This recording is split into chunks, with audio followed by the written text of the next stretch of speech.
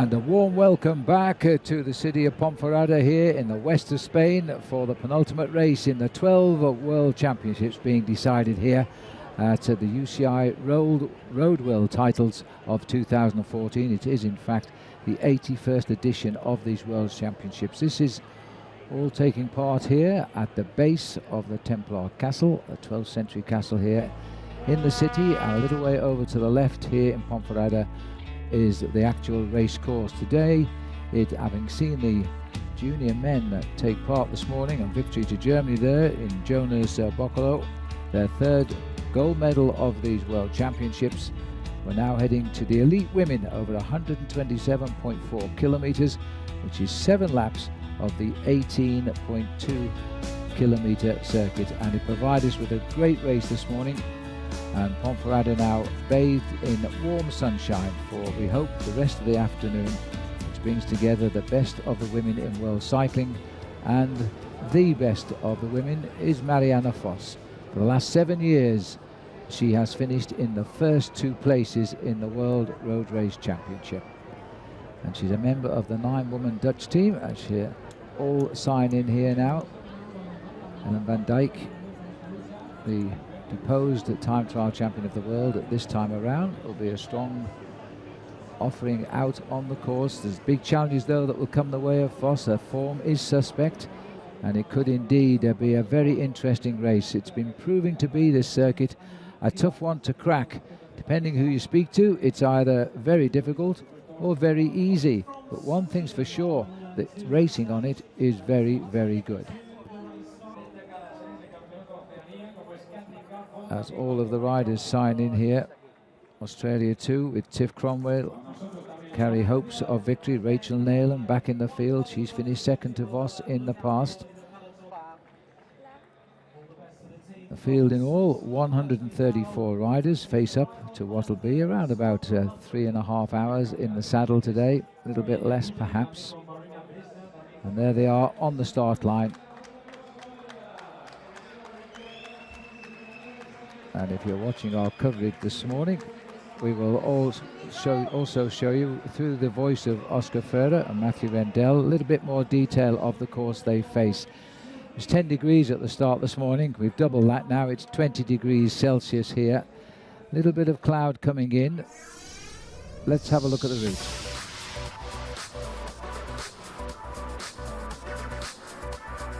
Starting out at Ponferrada, it's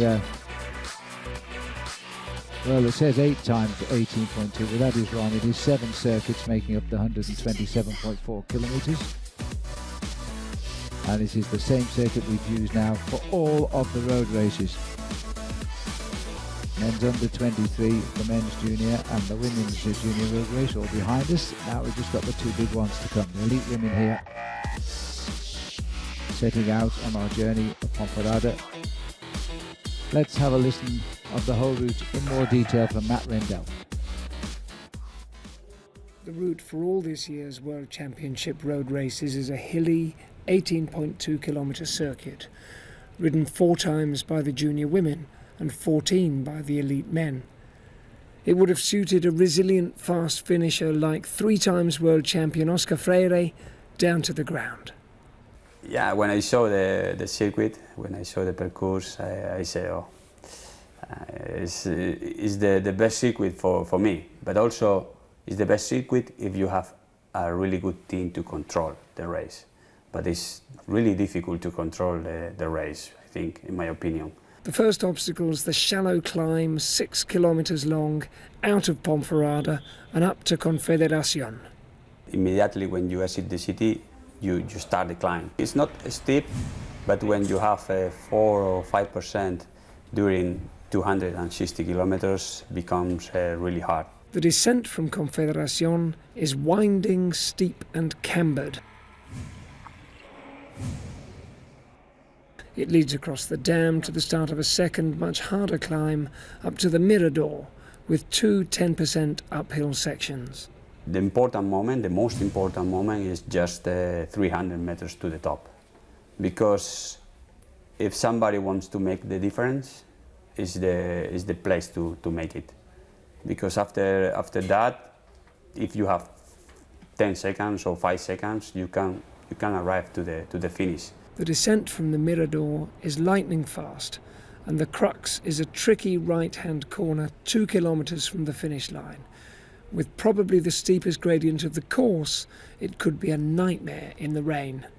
The final is really difficult if it's raining. After the climb, for sure, somebody take a lot of risk and you have to follow the front riders. Then the run back into town. You don't have time to recover. The last 2 kilometers, they will be in line. It's important to have somebody to pull the sprint, but it's also difficult because not so many riders they arrive to the last 300 meters. I think it's difficult to have a group in that part of the race. Salud. Salud Oscar Freire there, now just retired, 3 times a world champion, and as indeed is Marianne Vos. She's 2 and hoping to make it 3 she's 3 rather, and hoping to make it 4 by the end of this day. She won 2 straight in recent times, and she really is a most incredible lady, and she now was a big question mark over her form. As we now look down at the start list here, I'm delighted to welcome in the finish line box here, commentating with me, Phil Liggett, for the rest of the afternoon is Jose Ben. Jose, the veritable expert in women's cycling. You tell me you're very excited about today. I am. I've been following women's cycling now for 2 years, and especially this year with the UCI Women's World Cup. And this peloton, they are a formidable bunch. They really make for fantastic racing. They are excellent athletes. They are very approachable, very good ambassadors for their sport. And I've really grown to love the women's cycling. So I'm very excited for this blue ribbon event of the year, the World Championships. And it's such a diverse course, and there's so many chances for a world title. It's not said 100% for sure that Marianne Vos is going to take her 3rd consecutive title here today, because there are many other riders who want her crown. Well, she's had a top 2 finish since she first won the title back in 2006 in Austria. There she is, and we saw what happened to her in the opening day of these championships in the team time trial. She was left by her Rabo Live team, and we thought it couldn't possibly be her being dropped, but we found out later she seemed to have a problem somewhere in the region of the tendons in the legs. And let's hope that she's got over that problem. But the fact is, she hasn't finished her most recent races at all. No, she withdrew in the Bulls Rental Ladies Tour and the Lotto Belisol Belgium Tour. Didn't finish the last stages, all to get as much rest as she could possibly get before this World Championships. But I think Vos is okay. Just like you said, Phil, she's been on the podium in every year, either winning the gold or the silver, and getting the gold in her first senior year, which is a formidable thing. So yes, I'm very curious to see what she can do.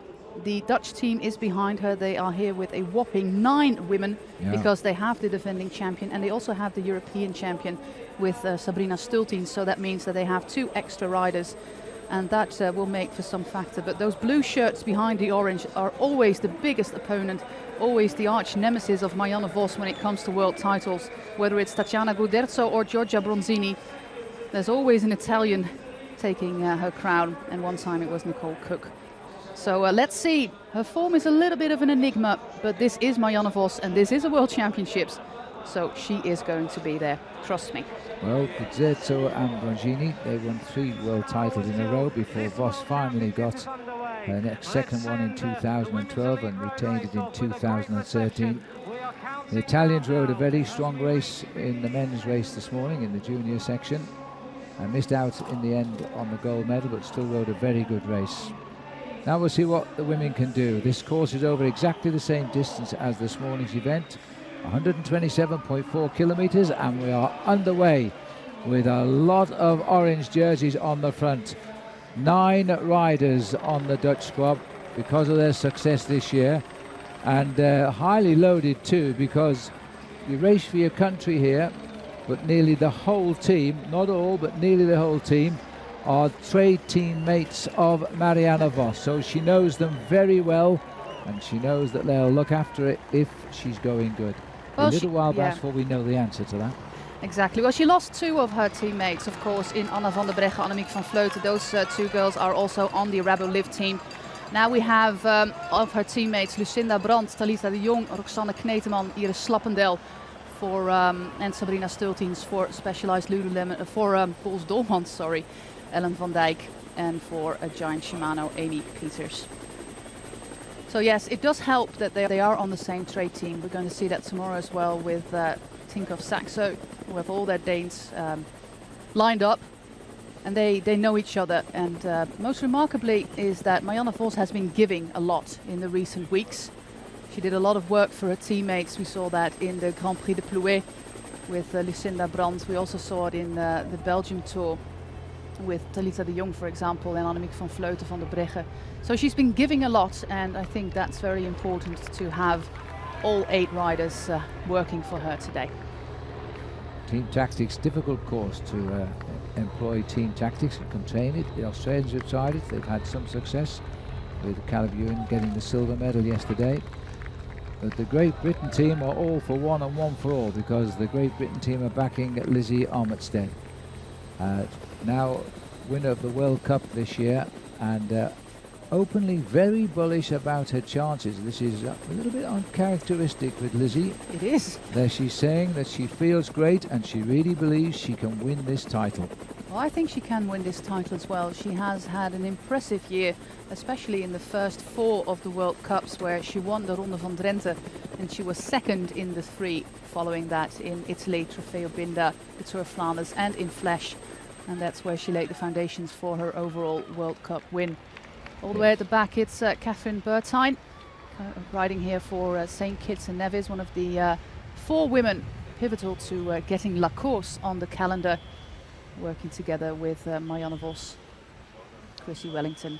And that was the last day of the Tour de France on the Champs-Élysées for the women. A very good attacking race it was too. She is also the oldest rider in this field, Catherine. And we already see the important teams all the way at the front. Of course, the Dutch team will have some riders dedicated to controlling the breakaways, maybe even be in the breakaways, because if there's something the Dutch team will not want today, it's a sprint, especially with Giorgia Bronzini being here. Well, we didn't expect one this morning. We thought the course would have cracked the juniors, but in fact 32 riders did contest the finish, but they came together only in the last 150 meters. 2 riders, one from Switzerland, one from Russia, almost beating them to the line. And it worked yesterday for the Norwegian world champion too, Sven-Erik Wisdom. Now we're heading out. This is the only part of the course. This has been constantly said by the riders. There's nowhere on this course to recover. They've got the short downhills, and there's got this little flat stretch just here of around 3 kilometers, and then we're onto the first climb, and then we stay on those climbs until we swing back in to the last kilometer of the day, of the lap rather. And I'm just wondering, we were in the 2 races that we've had, the women's junior race, we had a number of crashes on the first lap, 3 crashes disrupting the riders there, and no real attacks in that junior race. Yesterday we've had a lot of flat tyres, and this morning also, and I can't understand the flat tyres that we've been getting, because the roads are pretty good here. And it's not wet. And it's not wet yet, and hopefully today it will stay sunny. They are forecasting a little bit of rain tomorrow towards the end of the men's race. And if you're watching those words of Oscar Freire just there, that could be absolutely crucial to the decisiveness of the event. Now heading up to where we start the first run up past the castle. The crowd are building here. 41.5 kilometers now, fast start for them. Amy Kasper leading them through at the front there, and the white jersey for Germany. Well, Germany have a particularly strong team here as well, of course, with the World Time Trial champion Lisa Brennauer, and they're also going to ride for Claudia Lichtenberg-Hausler and Trixie Worak. Nice little story there with Lisa Brennauer. She told our reporter Matthew Rendell that she rode out training during the few days she was here, and she saw the most magnificent rainbow, the best she'd ever seen in her life, and she started to dream of rainbows. The result was she got a rainbow jersey. Well, I think she is absolutely capable of doing the double today. She's been on grand form lately. I've been very impressed by Lisa Brennauer, and she is on the list, on my favorite list at least. Though she downplays it herself a little bit, but you see that with a lot of riders happening.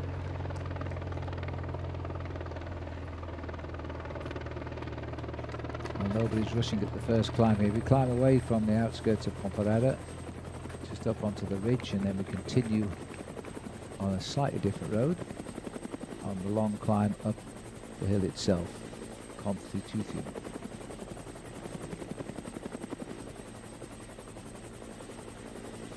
The Mirador climb is only short and very fast, but that's where I think you've got to get your time gaps and try and hold them down to the finish. You've got about 2.5 kilometers, including the descent, to get down into the finishing line. If you can open a gap of 10 or 15 seconds on the last climb of the Mirador, it could be enough to win the race. Well, we've seen so many different race scenarios so far, so it's very hard to predict here.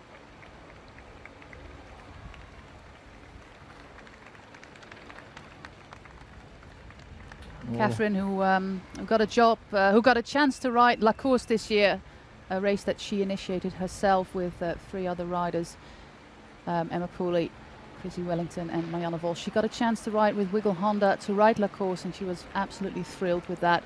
She's always at the World Championships for the tiny Caribbean island of St. Kitts and Nevis, and also one of those fantastic ambassadors for her sport. She's the woman just on the far right there, carries the last number of all of the riders, 134. Good tempo riding. Germany may have been watching this morning's race because they had a lot of riders in the action from the German squad. They've gone to the top of the medal table this morning with their 3rd gold medal of these championships. So they're becoming a force again in world cycling. Have we found a new sprinter to take on perhaps Marcel Kittel and John Degenkolb in the future? The Germans are saying they have. Well, they have many new John Degenkolbs or Tony Martins on the team. With the black helmet, you see the world time trial champion Lisa Brennauer. Already there. Also a little peek of Lucy Garner there in the middle, 14 GB. And Talita de Jong, who replaces Anna van der Breggen, is down in the middle of your screen. She is probably the dedicated rider for the Dutch to keep some control there at the front of the peloton. Very young rider, it's her first Worlds, and obviously she's very excited about that. Why not? This is the ultimate for the younger riders. This is now the elite women. Lucy Garner has twice been a junior world champion consecutively, following in the wheel tracks of Nicole Cook, now retired of course, the Olympic champion as well, as Germany seem to have decided that they want to be in the driving seat as they go up the climb for the first time. With Stephanie Paul. Visitation of the clouds in the distance is not too encouraging. I thought they were joking when they said there might be some rain towards the end of the women's race, but it comes off those mountains. At the moment it's okay, but the visibility not as good as it was earlier on. We also see Ashley Moolman for South Africa at the front of the bunch there. She's going to be one of the new Bigler cycling team riders next year, a team that has considerably strengthened their squad with the likes of Shelley Olds, who's here as well, Annemiek van Vleuten, Iris Slappendale and Ashley Moolman, the double South African champion. It is a course for her. It's a course that some people compare a little bit to Flèche Wallonne. It might also be a little bit like the Grand Prix de Plouay, the last of the World Cup races we did on the last day of August this year, which was won in a very audacious solo attack by Lucinda Brandt. And I spoke to Lucinda a few days back, and I said, well, why not pull another Plouay here in Ponferrada? And she said, well, we must not jeopardize Marianne Vos's position, because if I do an attack like that and it ends up that Marianne is all on her own in the final, that's not a good thing. So it shows that even Lucinda Brandt, who won a World Cup this year, is a former Dutch champion, they're all backing their captain, their leading lady, Marianne Vos. Oh, just seeing Lavinia Rowley of Romania in a little bit of trouble there, and I think there's also a rider gone off the back of the bunch from South Africa. As the peloton continue to climb this fairly high tempo as we start to run up to join the highway coming on the left shoulder of the riders there.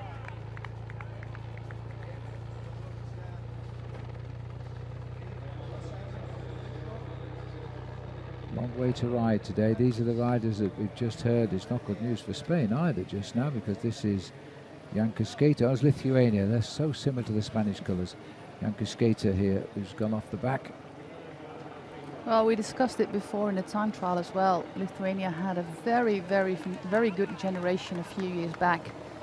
And unfortunately, they haven't had a follow-up on that just yet. They have a very ambitious junior team who race internationally a lot, but up till now they didn't really have the grand results in the elite category. And Heidi Dalton, the young South African, also slipping off the back with her there. As they continue here to mass at the front, nobody pushing on, which is exactly how all of the races have started on this circuit. Fast tempo riding at the front, thin the peloton down at the back. This is a long, steady climb, this. And once over the top and down across the dam wall, we then get onto the climb of the Mirador. And over the top of that and down to the finishing line. Very dangerous spot there on the dam. We saw one of the Italian riders crashing there yesterday. I was totally amazed that he actually almost stayed on the bike there, but he did went down in the end. And today, also an Italian junior went down on the exact same location. So that might be a little bit of a hot spot there. They're both taking risks really at the time, because they were in the lead. And who knows, they might have held it.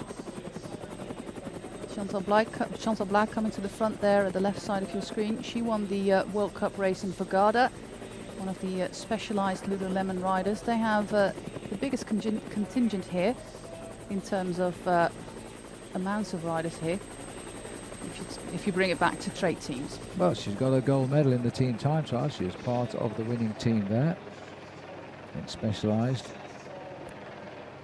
This is a bit more of the action from the wrong end of the race, I'm afraid, at the moment, and it looks like Emily Collins of New Zealand also unhitched at the back on this first ascent. Well, it doesn't bode well if you see all these strong teams come to the front, the Dutch, the Germans, the Australians, the Italians now, and that is going to cost the riders at the back. And you see the peloton spreading out. Everybody's trying to get to the front now, getting a little bit nervous in this part of the climb.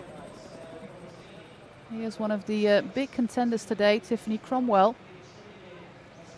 I think she can end up on the podium for Australia today, but it's very hard to predict today. Tiff is a very exciting bike rider there. She's number 64. Oh, that was Lauren Rowney. Yeah, it was her teammate 64. Lauren Rowney. Yeah, sorry. Tiff is the sort of rider that will attack at some stage. She won't be taking this down to the finish for a sprint, that is for sure. She kept on attacking in the World Cup race in Plouay until her legs cramped up, she told me. That'd be so typical of her, yeah. And she just keeps going. Yeah.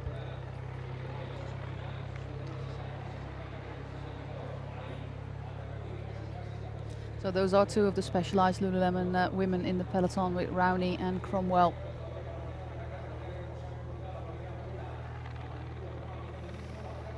Well, at least we're avoiding the early lap shunts that we've had in the last two races we've seen. Looks to be pretty solid, good steady riding here by the women in the first of two elite races. Tomorrow, of course, it's the professional men. They're on a course just short of 260 kilometers. It's going to be a longer day for the pros tomorrow.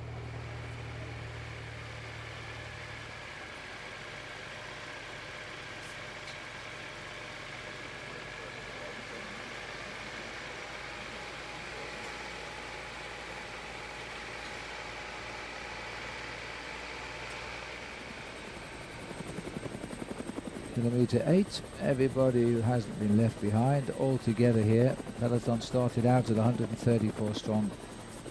These are the fearless sessions now. Italy always never far away from a girl in the orange jerseys. That's Holland versus Italy, shadowing each other. And it has been for years and years and years. In 2007, when Marianne Vos came second, it was Bastianelli beating her. In 2008, it was Cook, and then 3 times in a row in Italian with Guderzo, and twice Giorgia Bronzini. And then finally, last 2 years ago in Valkenburg, in her own country, she managed to win again, taking the world title on the Kauberg. And she did the same, Marianne Vos, last year in Firenze. And that was the first time she got her revenge, was when she beat the Australian Rachel Neyland, who couldn't catch her over the Kauberg. And a very young Elisa Longo Borghini was 3rd in that year. Now 2 years on, Elisa Longo Borghini is one of the very strong riders on the Italian team. Of course, they have Bronzini to play as a trump card if it comes to a sprint. But Elisa Longo Borghini and also Rossella Ratto are formidable riders today on the Italian team, on the Squadra Azzurri. There's a lot of women here will not want a sprint finish. But how long and when will they take? Ashmi Moolman at the front there in the green. Okay, the first South African woman to podium in a national tour, a world one-day race here. Did it in the Tour of Flanders. The Swedes are also sending somebody to the front. They have a really big candidate today. Johansson is, well, it's a bit of a story of coming second this year for Emma Johansson, and she came second a lot to Marianne Vos, though she beat Vos in the first stage of the Friends Lights Women's Tour. That was quite a victory by Emma Johansson there.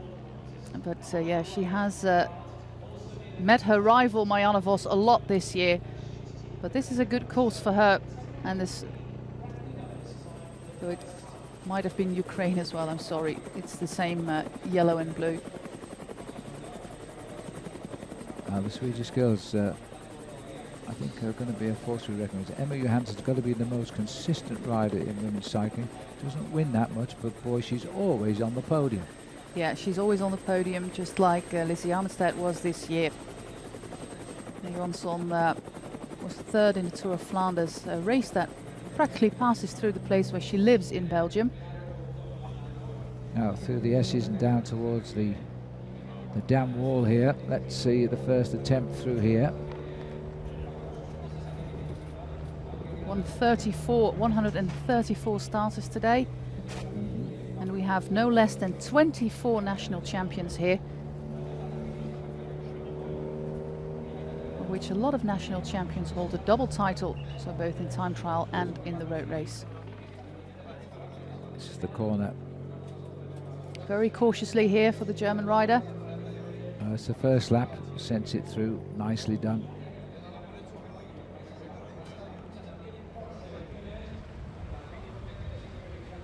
Catherine still sitting on the back for St. Kitts.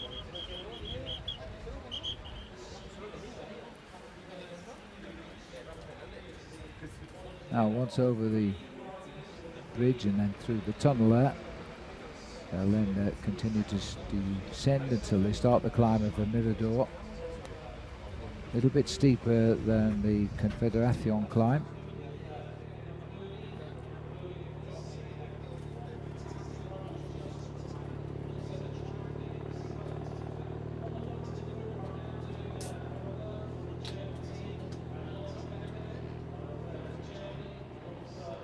Ashley Newman. Well, she just keeps riding there at the front. You seem too concerned about having to set the pace at all. Lucy Garner is there in Lotte Becker's wheel for Germany. So we see all the big nations here controlling. Polish team.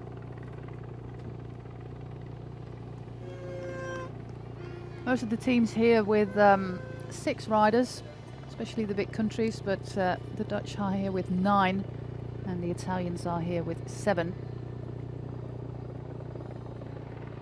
It all has to do to your position on the UCI ranking for nations. So the biggest team also gets the first car in the convoy. So the Dutch car is the first in the convoy, and then it's down to Italy, followed by the other riders.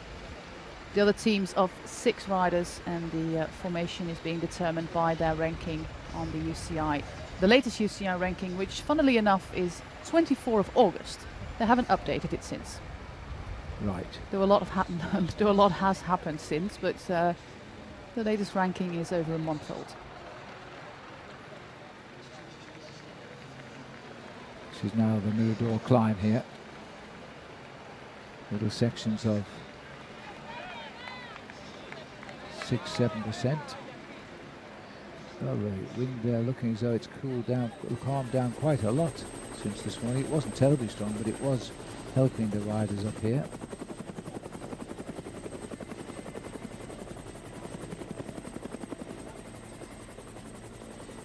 Well, there's definitely a Danish section on the road here. All the Danish names from the U23 category, from the women junior category, and there's the only Danish woman on the field, Julie Liggett, in the red and white. She's the only one for Denmark. Denmark have won world champion already this week in the time trial. Indeed, Didriksen. And Lizzie Armistead is comfortably at the front here, riding alongside Ashley Moorman.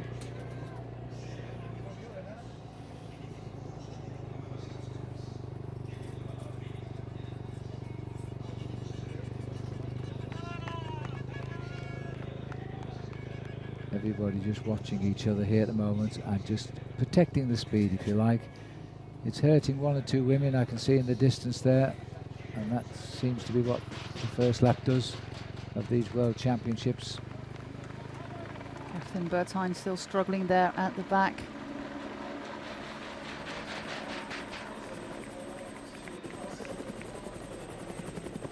Well, it's a little bit of a waiting game and see what the course is going to be like. Of course, everybody did a recon on Thursday, mostly when the course was open for all selections, whether it was juniors, U23 or elite riders.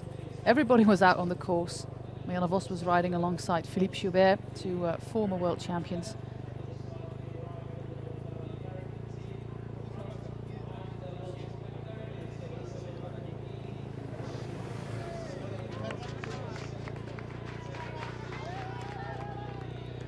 Coming through, I was about to say just past the 5 kilometre to go marker, but there it is. That's to the end of the circuit, first time.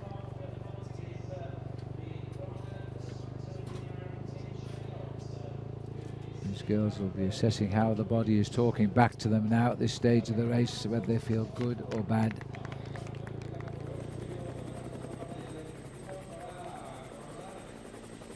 Still reports coming of riders being left at the back of the field. A bit of artistry there from our cameraman.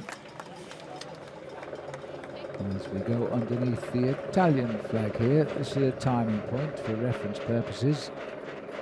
Lisa Bernard is the girl in white.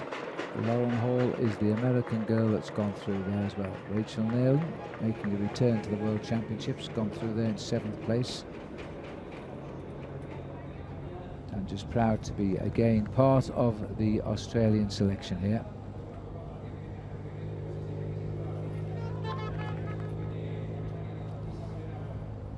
Germany's lost Karina Lechner at the back.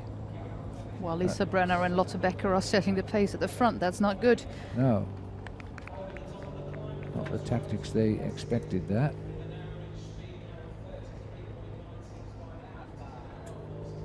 Get dropped just before the top, then you should be able to get back on now, because it's all downhill to the 2nd or 1.5 kilometres to go to the finishing end of lap. Only 20 years young Corina Lechner, one of the youngest girl on the team.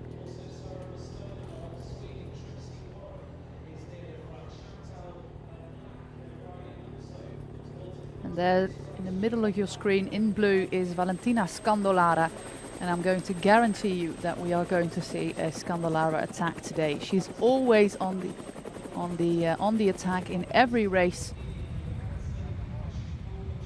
Now, come on, Catherine.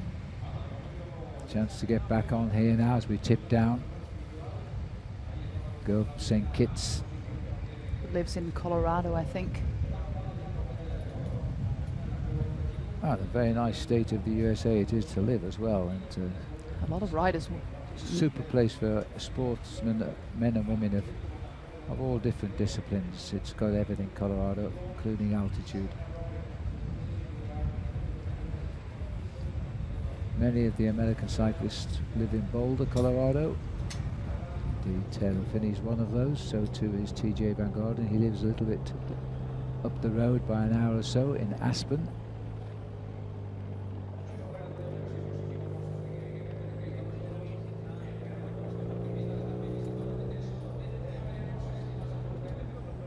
Still the German girls are heading up the charge down here.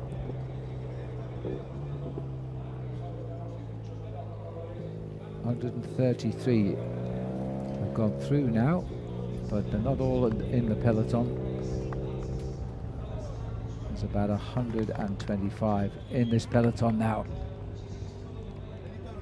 And stretching them on the descent here, 5 riders descending clear of the field.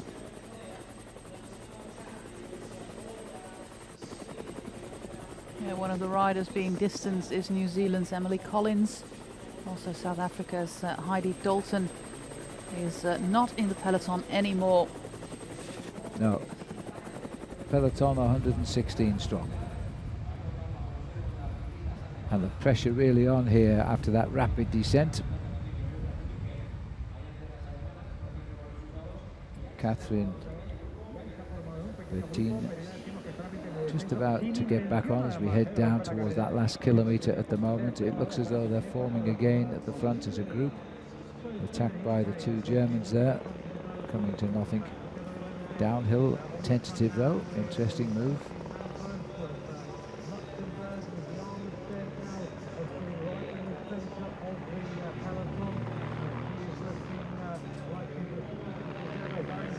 The open-necked racing jersey there of Lizzie Armistead. She's just dropped behind the German duo. She's looking extremely cool, calm and collected. Riding with her mouth closed there, breathing in through her nose. No pressure.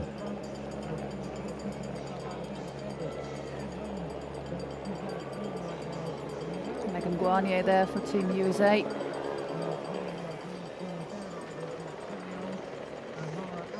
In Evelyn Stevens, they have a good weapon today for a very good position. She's on grand form. She was she was both happy and unhappy with her 3rd place in the time trial. Yeah. It's a bit mixed bag of emotions there. Yes, well, she was happy because she wasn't 4th. And then by the time she got home to the hotel, she was kicking herself that she hadn't finished higher up on the podium.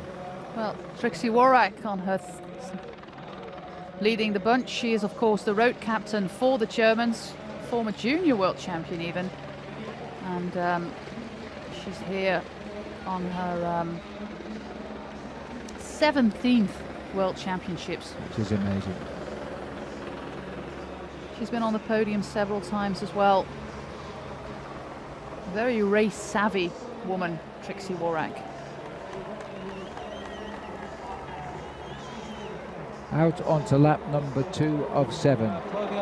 Anybody require a spare wheel? No drinks allowed for another couple of laps yet. Take a rest at the moment as we see Romy Kasper heading up the lead. Ana Sanchez of Spain was the rider who led them through on that last lap. Kasper 2nd, Charlotte Becker in there, Trixie Worrack. The Germans firing at the moment, watching everything from the front.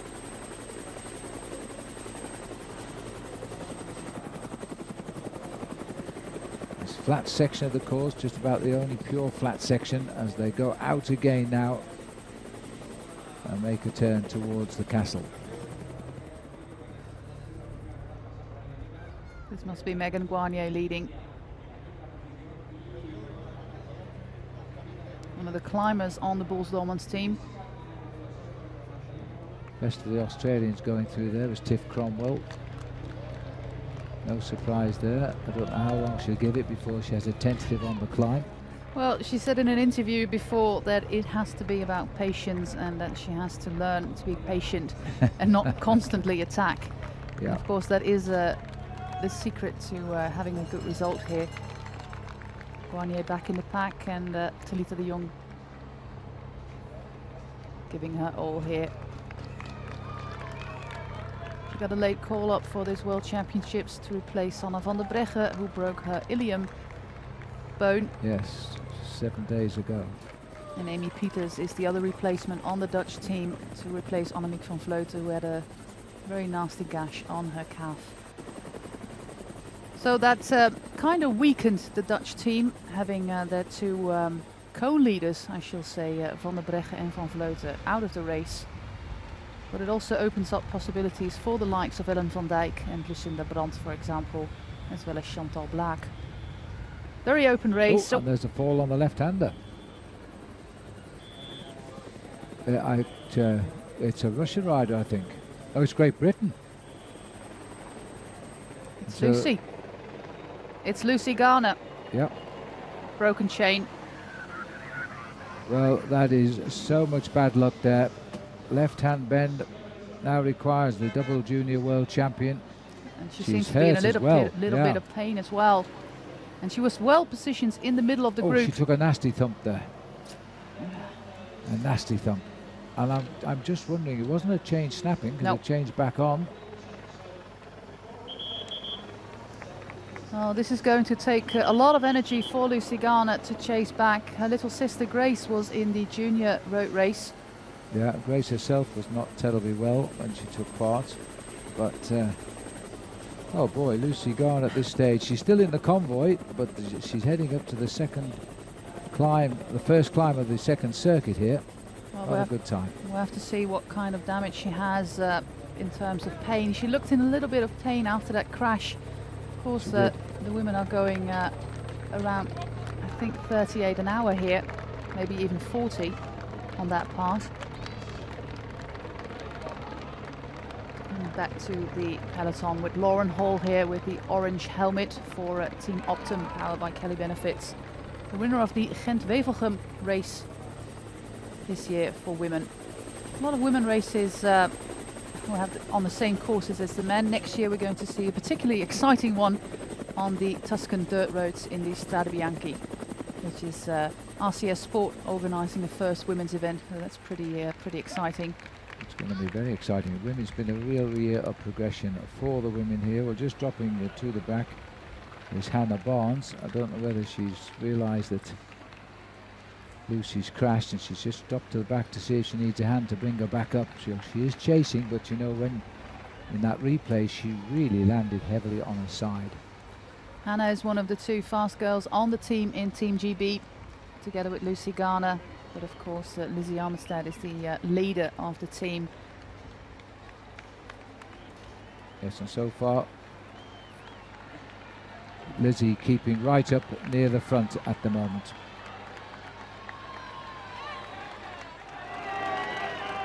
Crowd getting bigger beneath the castle battlements there. And the speed on the climb is getting higher as well. Yeah. They did a little tour of recon, and now you can already see some pain there at the back of the bunch, inflicted by the bigger teams here, the Germans, the Dutch, the Belgians. But do we see a white jersey of Great Britain at the moment? No, we don't, in amongst the cars. Looks like we have a little bit of a crusade going on today at the castle as well. Still Germany, as it has been for most of the race so far. Spread across the front, just keeping up this fast tempo riding. Little bit of a blow to Great Britain, the loss of Lucy Garner, if she doesn't get back up here, because she would have been a valuable ally for Armistead later on in this race. Well, pretty young team the Brits have here. They do. They left at home Sharon Laws, who well, is pretty race savvy and could have been a great help for the team, but they went for a very young team here with Alice Barnes, the mountain biker.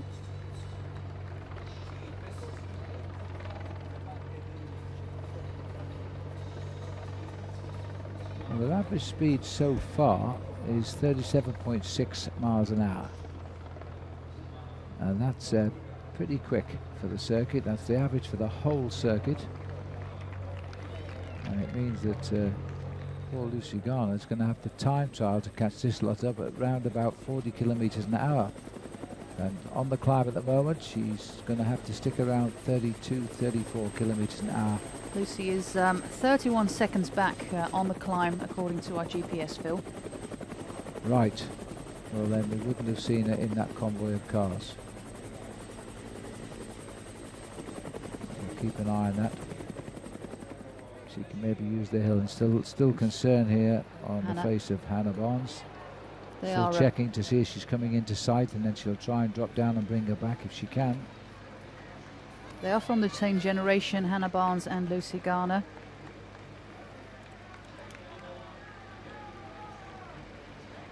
Yeah.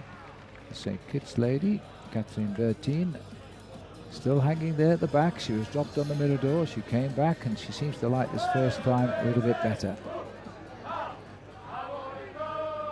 They raced in the juniors together, Hannah Barnes and Lucy Garner, for 1 year, because Hannah's 1 year her senior. Yeah, there seemed to be something going on here. I don't think there's been a crowd as big as that outside the walls of the castle since the siege, around about the 13th century.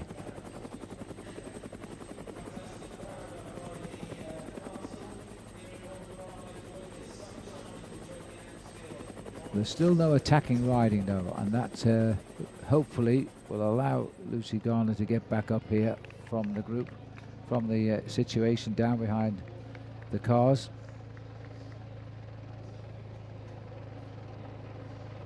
And we're hearing that she's just got into the back of the field, so well done to Lucy Garner, the 20-year-old, 2 times junior world champion. Just rejoined the pack at the back. Might catch a glimpse of that later. Took advantage there of the steady riding at the front.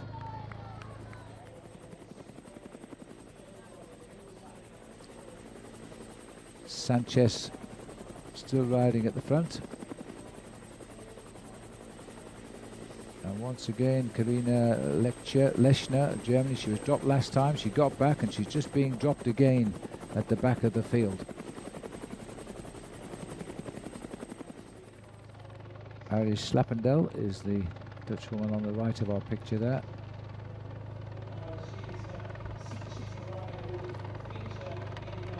Oh, they certainly whipped up the workhorses here, the Germans, to keep this pace high.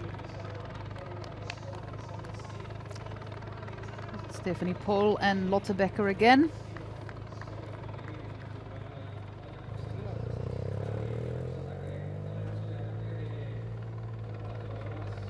Is that Greece?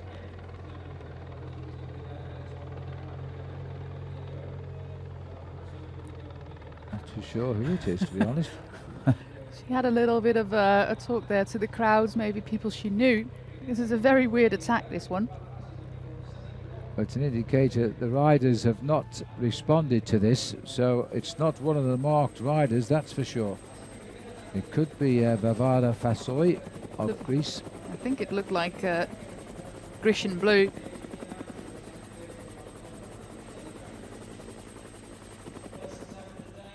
France has dropped a rider now as well. Eugenie Duval has gone. Eugenie Duval, rather, has been dropped.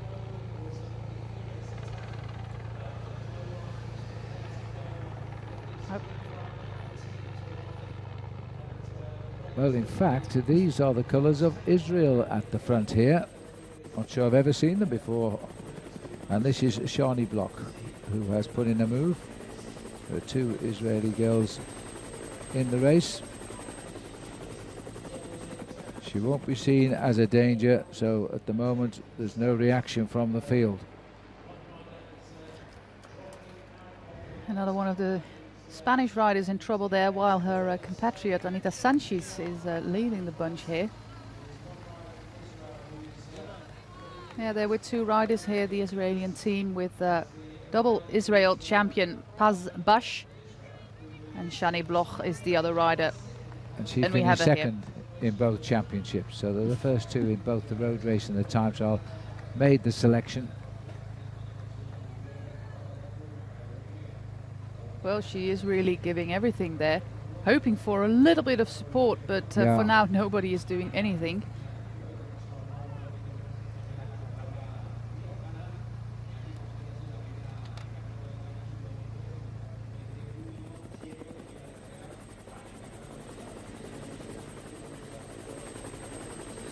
We said that the retirement of the Kiwi rider Emily Collins has just abandoned the race. As you can see, the lonely figure there of Shani Bloch.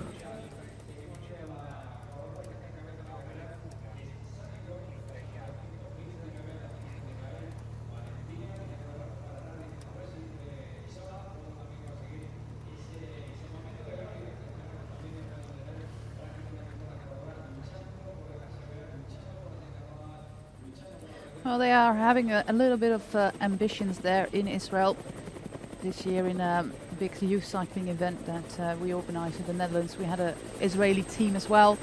They really wanted to be part of it, a girls' team, a junior team, to have the girls get some experience on European roads. So they do have a plan with women's racing in Israel.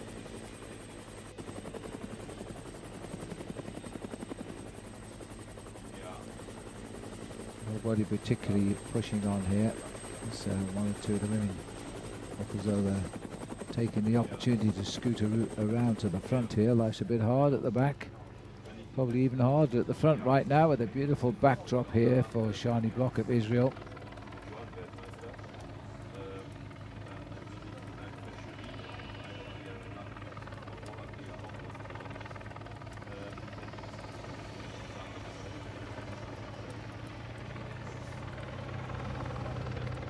Nothing in it. She's not really pulling away from them now. They're holding it around about 6-7 seconds. Well, she's absolutely no threat. And you can see that she's fading a little here on this climb. She had quite a period out of the sport. She 2002, 2003, then nothing till this year. So I suspect. Or maybe we just don't have results from where she was racing. Maybe she didn't ride any races that she actually took part in the World Champion Road Race back in 2002. And she finished 63rd. That's 12 years ago.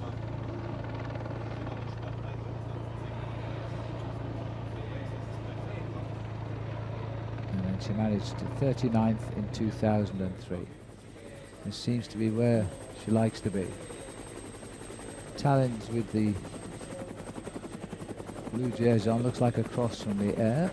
They're moving all their riders up towards the front as well. Marcelo Rato going through on the left. Yeah, Rato is also one of the riders to watch today. Good descender, audacious rider, very young still, but up and coming.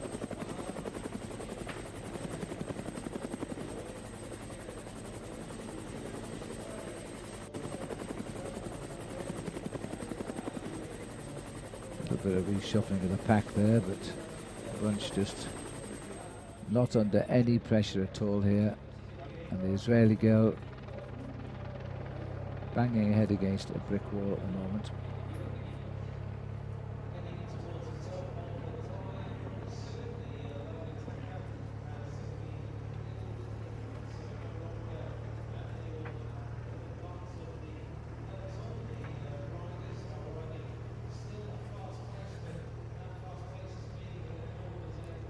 Well, the big team's just keeping the pace up so that nobody can even consider trying to attack, apart from the slightly suicidal attack of the Israeli rider. Yes, I'm not too sure, but I think she's come back to the field. Yep, there she is, back in the middle, two Israeli riders. She's got down the back end pretty quickly there, too. Alice Barnes is the British rider, number 38 there. Number 36 is Joblom of Sweden. Alice Barnes, a very good mountain biker, a very promising mountain biker.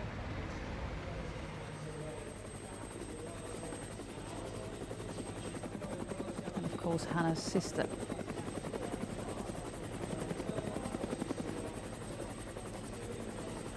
Everybody anxious to see the front here. Nobody too keen to stay around the back of the peloton. It's changing shape all of the time as we approach 100 kilometers from the finish.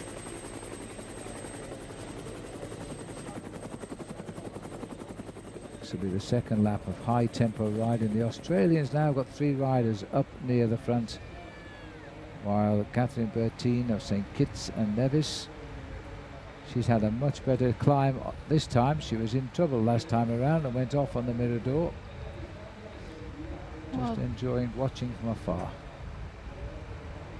Well, she's not accustomed to riding these big pelotons. Now this is the nasty section of the ramp up towards the summit of Confederation.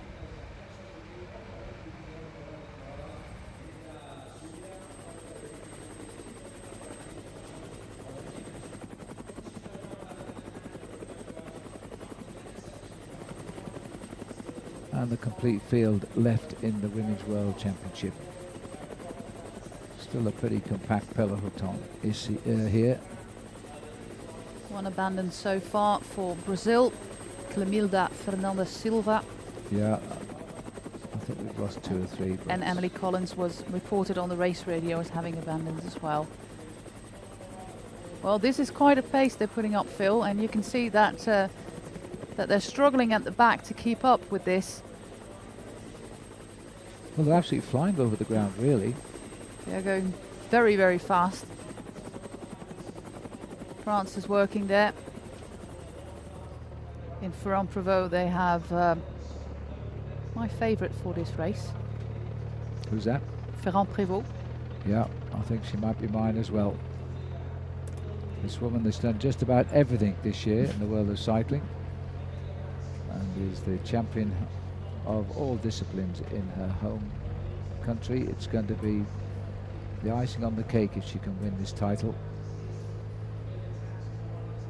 And then Rabolev keeps the world title in the team, but that's still 99 kilometers from us. There's a lot of speculation because there's a lot of possibilities on this course. You could do for a very good descent and a late attack on the last climb, and a very good descent which really favors the riders who have cyclocross or mountain bike routes like Ferrand-Prévot, but also like Vos. Or we can have a bunch sprint, and then it's going to be down to the likes of Bronzini, maybe Shelley Olds. The Dutch haven't brought their top sprinter Kirsten Wild, because on all the teams that the Dutch national selector composed, it was kind of top heavy on climbers. Unlike teams for tomorrow like France or Australia, who bring the likes of Nasser Bouhanni, Michael Matthews, the Dutch did not bring any sprinters. Yeah, we'll see if they've made a mistake in team selection there. After watching the junior race this morning for the men, 32 riders contested the sprint finish. But for the national team, for the women's race, of course, they have all the strong riders here. And with the wealth of talent in countries like Germany, the UK, France, Italy and the Netherlands, you have to leave some very big names at home as well. Yeah, that's true. Bit of trouble again for Catherine Bertine. And quite remarkably also for Tatjana Antoshina, yes, who is the double champion of Russia in both disciplines. She's struggling a little bit here at the back, but everything is coming back together here. Fortunes can turn around in long distance cycling though. You can start feeling awful and win the day at the other end of it. It happens time and time again.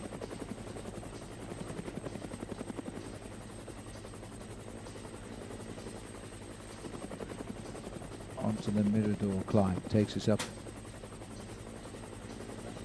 to the top before we go winging our way down into the last kilometres of the day. No opportunity to attack at all. While the women keep this sort of a high-speed tempo riding at the front, there's no one can attack, and that might be the plan for the moment. Well, they have to whittle down this pack eventually and get rid of the sprinters. Because, of course, Marianne Vos can ride a sprint, but she will be very, very weary of Giorgia Bronzini. And Bronzini getting the better of her down in London on the London Legacy Race, left behind after the Olympic Games in 2012.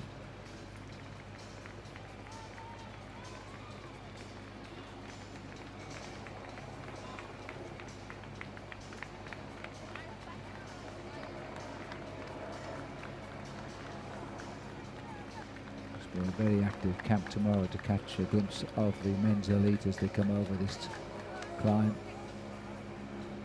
There'll be a lot more people here tomorrow on the circuit itself. Town's got extremely busy in the last couple of days, as not just the competitors but a lot of visitors have been coming into Ponferrada to watch the weekend of racing.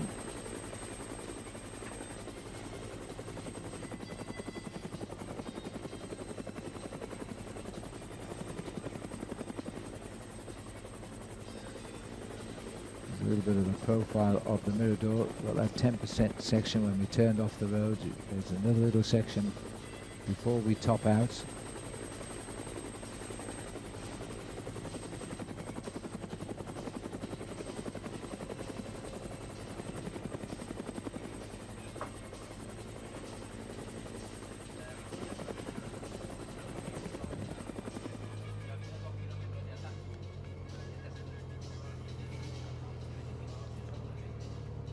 Still the same faces up front there, with Talita de Jong, Lisa Brennauer, Lottie Becker, the Italians. Yeah, second row rather, the Italians. I can't see Armistead just for the moment there, but she won't be far away.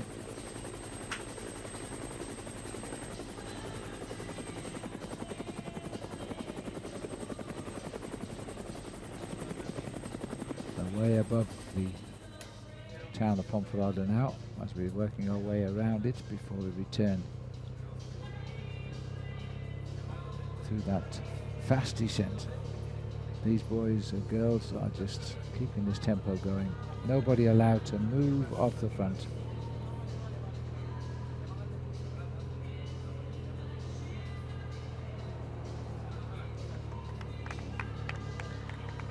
Sky, if anything, it might be clearing again now, so let's hope there's no rain. 5 kilometers to the end of the circuit.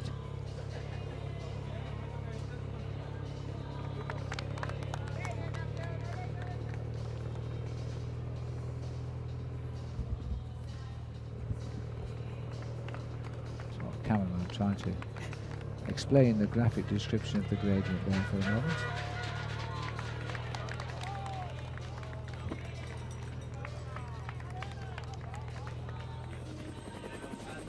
Well, the peloton is getting smaller and smaller under the influence of the German riders.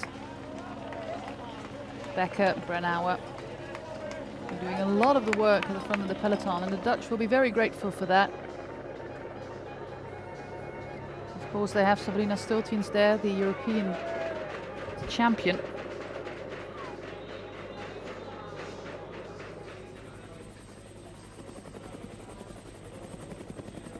112 riders stopped the clock there in the peloton this time around. The 134 that set off, so there's quite a few groups behind now.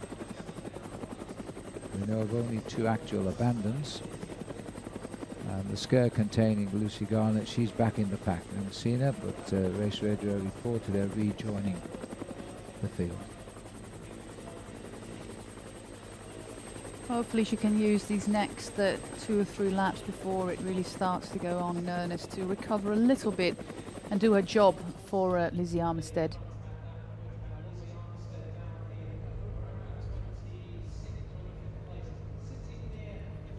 The Italians have Elena Cecchini here, the Italian champion. Also Rossella Ratto and Tatiana Guderzo. Herself, of course, a former world champion in 2009. And Romy Kasper is leading down the chase here.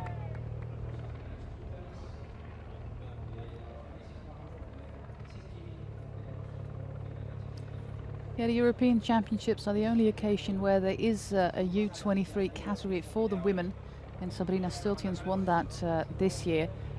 That's what granted her a place in the World Championships. But normally, straight from the junior age on, you go into the elite. So the likes of Amelie Diederiksen, who won the junior world title here, is going in this pack with the likes of Marianne Vos and Armstead and Johansson next year, which is quite difficult. And I spoke to some riders about that and the need for a U23 category in women's riding. But they don't really see the need at the moment because the pelotons are going to be quite small.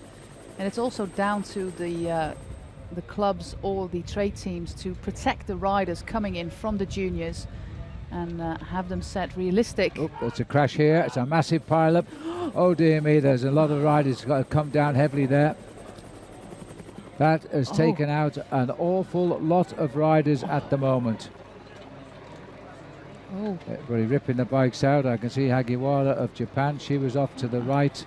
There's a lot of stunned women on the road here. Goodness knows, there must be a touch of wheels right in the centre of the field. Somebody in the ditch there. This is Jira Sloppendale back on her feet again. Slavnikova is in the ditch. That's a USA rider. There's one rider still on the floor there. The medics are here, or one volunteer at least. Two of the riders for Team Canada, yes, with Canuel here as well. Polspoel, Micah Polspoel is down. She sat in the road. Well, Chantal Black is a rider also down. That must be her in the ditch, because I think there was one of the Dutch riders down. It might well be Chantal Black there. Let's have a look again here. See if we can have any idea what happened. It's on the left-hand side. I think somebody slipped off the edge of the road there into the rough. That was one fall, and then suddenly a complete ricochet further down the pack. And that at a very fast part. Black goes on the right side of the corner, and then somebody just falls over her. And there's bikes flying everywhere as the rider from New Zealand is making a particularly nasty tumble there. But she stands up straight away, which is amazing. There's the rear view of it again. Well. And that was at the start of the descent here. Bronzini also we're here, the Italian double world champion is down. This will completely reshape the race. We're waiting to see. This is Canuel. Canuel, she rode well in the time trial, also from Canada on the left of the road. And also the world champion with Specialized Lululemon. And Michael Polspoel is still there for Giant Shimano for the Belgian team. This is Slovenia's Ursa Pintar we're looking at, 1-2-4. This is very, very bad crash here. Oh, heartbreaking. Well, that is a real shame, and it was just as we started the high-speed descent here down to the dam. And it's not even, there is a place on the descent where there's a little bit of an edge on the road. And that's what it looked like. The one girl that fell seemed to go off onto the edge, onto the rough on the road. And then there's a little bit of a thing that goes a little bit up the road. That's it. And if you trip over that, you just go down. And when I wrote the course myself, I thought there was a particularly dangerous part of it. And we haven't seen any crashes yet in the other categories, but unfortunately a big group, and they seem to have neutralized the racing here a little bit. There's no racing at the moment in the peloton. They know, of course, that a lot of their teammates are down. You can see the Belgians racing there. You see that two of their riders were down, so they are kind of neutralizing the racing at the moment. There is no racing going on. Yeah, that's a decision of the riders here. They've just gone on. They're very going good out for them. On lap number 3. 5 laps still to go. No pressure on at the front as they're regrouping from the back, but a lot of those women, even if they're able to continue. Warwick was down. She's holding her hand here. Here's a group with several riders. And there's groups everywhere down on the road, Phil, with women chasing. We'll just see if we can see the riders that weren't Here's involved a group in the with crash. Mayuko Hagiwara. Emma Johansson not involved, Hannah Barnes not involved, Pauline Ferrand, big favourite for France, not involved, Lisa Brannauer not involved. Here's a team time trial coming with the Dutch team with Lucinda Black and also with Marianne Vos. Marianne Vos is in a group of 4 here, chasing with her teammates. Armstead was not involved. She's gone through in the lead group along with Ashley Moulin-Passio, Amelia Farlin. Tiff Cromwell wasn't involved, or Ellen van Dijk, but Marianne Vos looks as though she's having to get back into the action there. They are in a team time trial mode at the moment with 4 of her teammates, with Iris Slappendel, Roxanne Kneteman and Lucinda Brandt, trying to pace back the reigning world champion to the front. They are currently at 43 seconds the race, and there is the world champion on the floor, on the ground. Spectacular form. Certainly in the front group were not involved in the crash. Armistead and Ferrand-Prévot.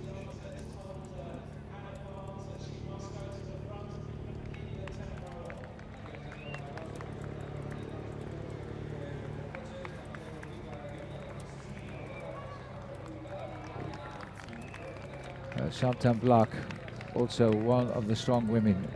And the Dutch team, I think, took quite a knock in that crash. We're waiting to see now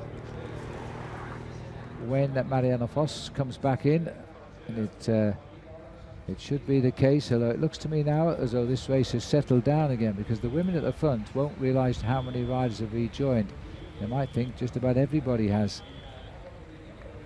Well, we have a timing point in 1.5 kilometers from now, so we can see the GPS positions of the several riders. 43 seconds, the 4 of the Dutch team with Marianne Vos were at the back when they crossed the finish line, and Marianne Vos was one of the riders on the ground. I've gone back live to the finish here. The group's still continuing to come through to go out on the 3rd lap. 5 laps from the finish. This crash happened on the 2nd lap. It's a long time since I've seen so many fall, and so heavily as well. They just started the quick descent down towards the wall. Anna Barnes here, just flicking the elbow to let the German rider take the lead, but they are not really pacing it at the moment. Also quite heavily hit are the Australians, with Carly Taylor, for example. Tiff Cromwell was safe, she was in the front group. Vos 43 seconds off when she went through. Lucy Garner also lost. Lucy Garner now nearly 3 minutes back there. And unlikely to bridge 3 minutes, I wouldn't think. 92 riders only have gone through the finish line here, as we're picking up Alice Barnes. Well, that could have reshaped the race. It's going to come back together. And the disruption has actually taken away all of our service vehicles for the girls. It looks to me as though we have an American rider here who wants a little bit of assistance as well. It'll be Evelyn Stevens. They've just brought up 2 service motorbikes to try and service this front pack, because all of the service cars are still back at the crash scene, and it looks as though they're finally getting them through now, just looking down the back there. Well, we're in the 3rd lap now of this World Championships, and we've seen a that's a real terrible shame. Terrible crash. 39 kilometre point this, and now we can get to see the names going through in that pack. Trixie Warwick still here, Longo, Borghini still here, Johansson, some of the big names. Are we going to see the name of Marianne Vos back in the group here? She was 45 seconds off last time through. They're not back yet. Still there. They're not back yet at the moment.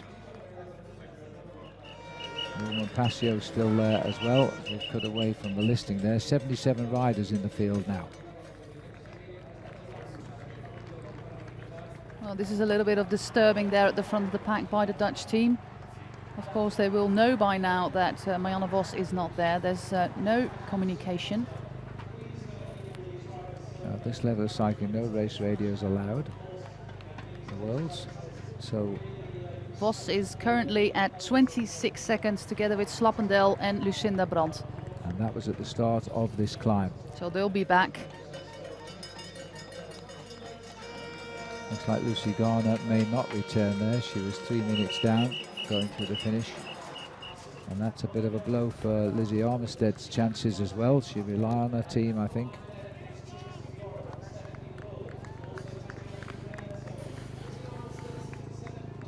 .1 kilometers on the climb, and nobody pushing the effort up here, allowing those that can to rejoin the race perhaps.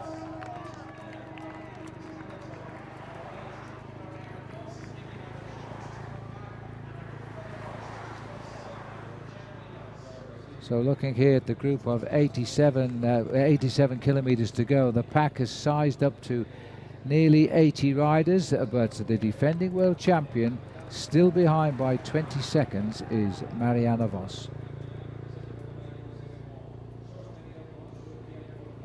She's holding it all nice and steady here at the front.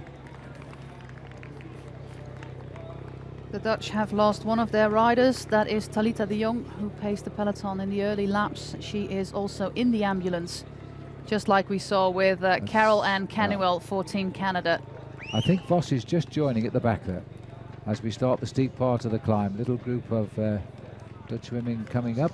That should be her. There she is. She is, just getting onto the back, and she's got with a Chantal Blaak, which is good news. She was reported as being off her bike at the crash scene as well. And Iris Slappendel. Very good work by the Dutch team in pacing her back. And Iris seems to be struggling a little bit here after the work that she had to do for Marianne Vos, but she'll recover. Well, that's the strength in numbers the Dutch team have. They were with 9 riders. They have lost Talita de Jong at the moment. There was a team time trial effort to bring Marianne Vos back. And all of these riders coming back onto the field now. The British girl is the 19-year-old Alice Barnes there, number 38. She's joined at the back. Not too sure anybody else will get back now that the defending world champion has joined. The pace might be lifted again. This is the Surrey side down at the finishing line. With Maaike Polspoel. And she fell pretty heavily. She was sat in the row for some time, but she clearly remounted and continued on. She is one of the strongest ones on the Belgian team, who are missing the national champion Jolien Dore, one of their strongest riders. She is focusing on the track, going to Guadeloupe in a few weeks' time for the Euro Championships to get the first points for qualification for Rio de Janeiro.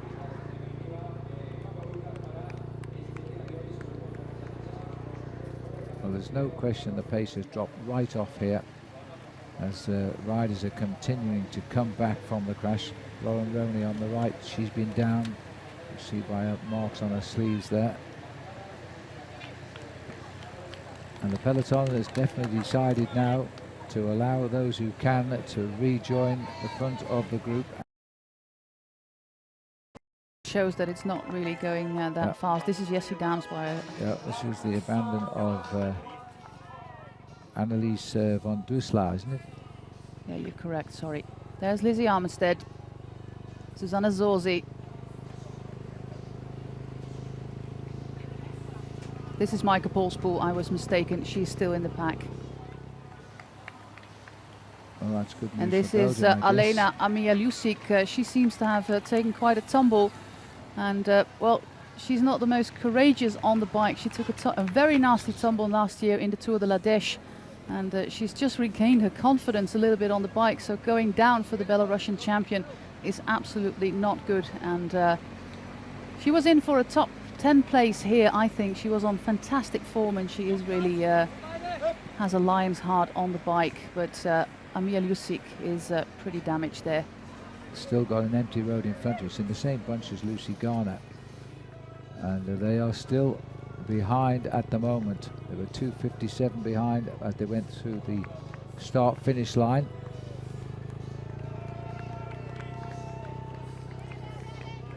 And a couple of the Dutch girls responsible for helping back Marianne Vos have just been dropped from the tail of this pack. The effort's proving a bit too much as they've gone out onto the climb. Lucinda Brand and Iris Slappendel. Chantal Blaak for the Dutch team. This is Martina Sablikova, the Olympic speed skate champion. She was pretty good in a time trial, but she's not going to complete this race here. Oh, 10 gold medals in long distance speed skating at World Championships, that woman. Terrific speed skater. Ashley Moorman still comfortably sitting there at the front. And we haven't seen Pauline Ferrand-Prévot yet, but she managed to evade that crash. Well, one girl fell, and then for some reason there was a second crash because the girl who fell didn't cause it. Well, she caused the distraction that led to it, but she didn't hit anybody. Jessie Daams is in the ambulance there. The second rider out of the race for Belgium after Annelies van Doorselaar. So So the Belgians are being hit pretty heavily. So we're trying to establish the damage in all the teams, but we'll have to wait to see. We get word that Giorgia Bronzini has lost her transponder, meaning that she will not show up if you're following the live timing results on the internet as well. So she will not show up on our GPS here. This must be Alison Powers, the American champion. Yeah. It is Alison.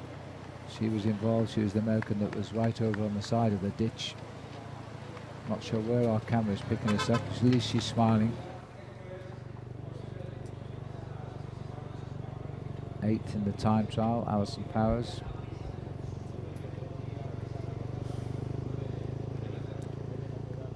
Oh. Well, we're still 84 kilometres from the finish here, and we're only on lap number 3. 4 more circuits to go yet. I just about got my heart rate down after that horrible crash. Oh, this is one of the fast forward wheels of the Belgian team, completely wrecked. Well, It's there's beyond a lot repair. of bikes flying through the air in that crash. It's One of the Kiwi riders. also stretched all the mechanics as well, and they're only just getting back to the race to try and cover the main field now. The ambulances are still busy back at the scene. It's not going to be too long before we're round again.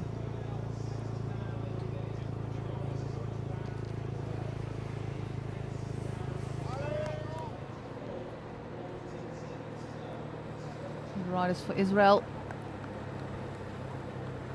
It looks as though we've reassembled the team cars now, back behind the riders. This is the scene at the pits here. All the bikes, Norway's Bjornsrud, Medium. That was her bike being carried away. It is Sloppendale trying to get her way, trying to make her way through the convoy there. And some mechanical problems for Desiree Eerler, the Swiss team. Iris is the reigning Dutch road race champion, but she really spent a lot of energy in getting Marianne Vos back to that first peloton. Yeah. The Dutch team also lost Talita de Jong, possibly with a broken shoulder. Well, there was some very heavy somersaults, that's for sure. Looks to me as though the rhythm is gaining a little bit here, and very, very unlucky here. One of the Canadian girls, Canuel, is off in the ambulance.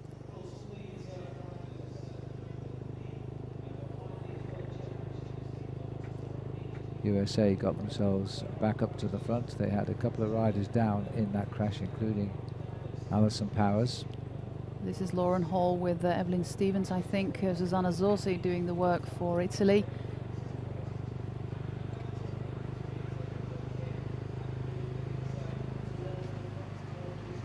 Julie Lett there for Denmark. And Ashley Moorman just keeping it cool there. In the green.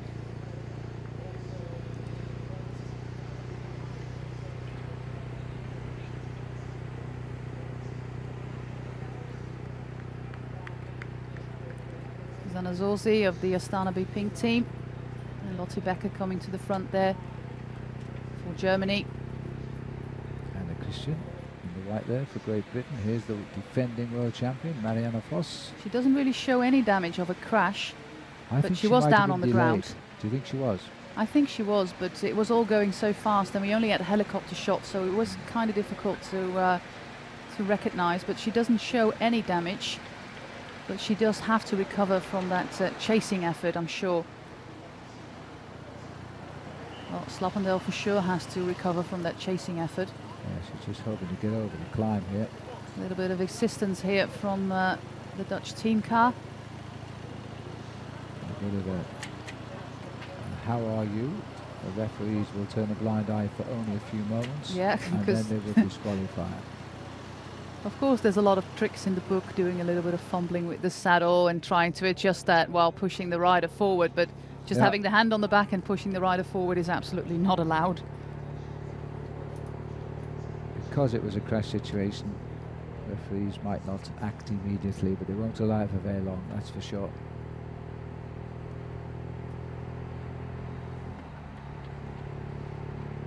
Very nasty shock, because that was the most unexpected place to have a fall, and that's what's caused so many riders to go down in sensational fashion too, I must say.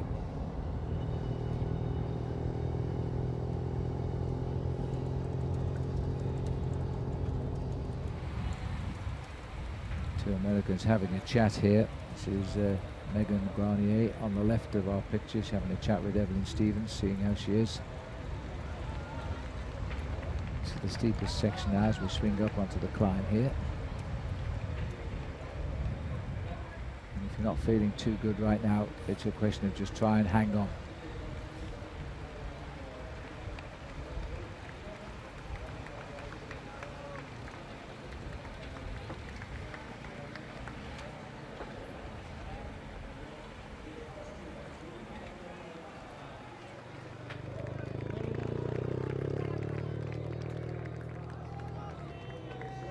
Only 107 riders continuing in the race at the moment of the 134.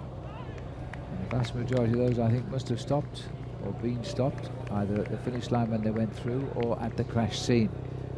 And there's another crash we're hearing. Somebody's off on a ditch to the right of our picture there.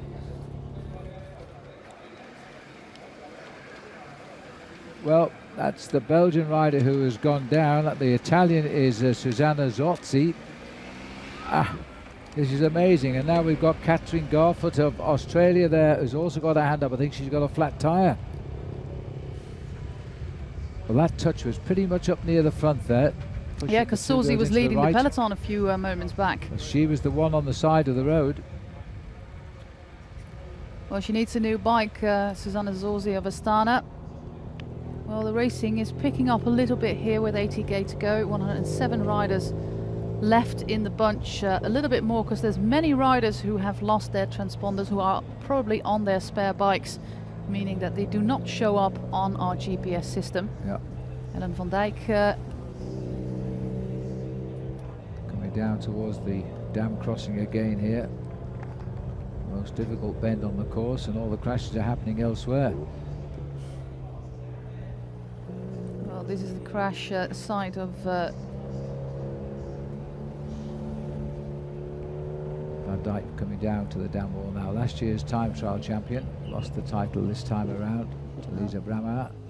Oh, she'll be poised for revenge. She won the Tour of Flanders this year in fantastic fashion, doing a 25k plus solo time trial effort over the Paterberg and so forth, and winning solo. Particularly good guy for Good a girl. tall, heavy lady. Over the bridge for the tail of the peloton here. With Kelly Druits. More crashes reported. It just goes on and on and on. Well, that's happened in the bend. I said no. It may just be round the corner there. We have some problems here for Catherine Garfoot. She's waiting for neutral assistance. And now this is the next problem. Now the championship is riding away from her here because the service is so committed with all the problems that we've had. And the roads on the descent are pretty hard to pass the riders. You can't really pass the riders on that narrow descent. It's very dangerous if you do so. So Catherine Garfoot has to wait incredibly long to get some assistance. And highly improbable now she can return from a long delay, because this front bunch is now starting to cruise again. There's the sorry sight here. Well, finally we've got the Australian team mechanic jumping out of the car. Well, she'll get a wheel, but these girls rather are already on the climb of the Mirador now. The peloton continues to shrink due to punctures and crashes, and the Italian there that just rode off the road, and that's how the other crash happened when they started the descent a bit further ahead from where we are now.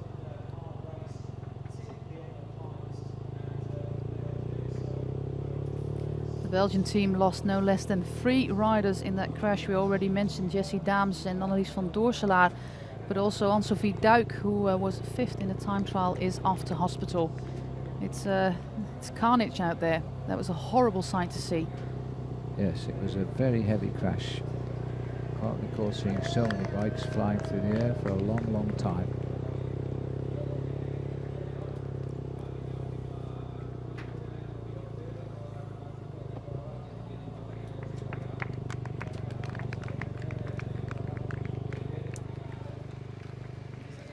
Well, speed has been going down so far as Iris Slappendel returns to the peloton.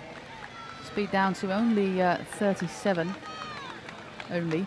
Yeah, well, yeah, but it looks rather sedentary at the front. But these riders are recovering at the back and getting back in.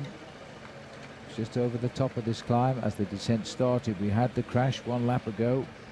This is Desiree Erler of Switzerland. And just faded out of our picture there. Number 90. And there's Valentina Scandolara in the blue for Italy. Very small, compact rider, but incredibly fast and audacious, and she might just put in 1 or 2 attacks later on, but at the moment everything is quiet. Everybody's still shaking from that crash, including me. Yeah. I'm just trying to see if I can see Bronzini up here.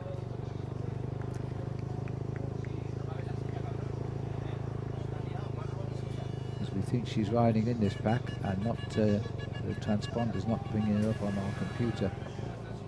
I can't see at the moment. There's 2. At least 5 of Italy's riders. I think there's 6 there we can see at the moment of the Italian riders. Well, they are with 7. Well, Zorzi's the one who's missing, so we must assume one of these is Bronzini, because I don't think Zorzi's come back from We'll have to need just now. To get a little bit closer look. Yeah.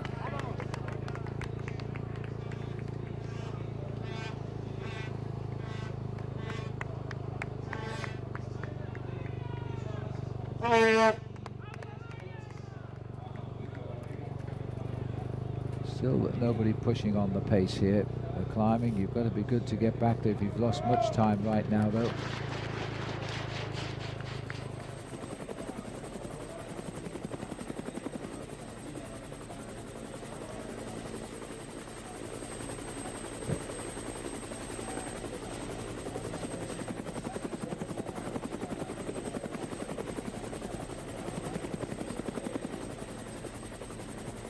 Just talking about Susanna Zorzi, who got a bike change. She's just come to the back of the field here, so the Italians seem to have all of their riders intact in there. As we can see, 6, and there's only 7 of them. As they come up towards the top of the climb.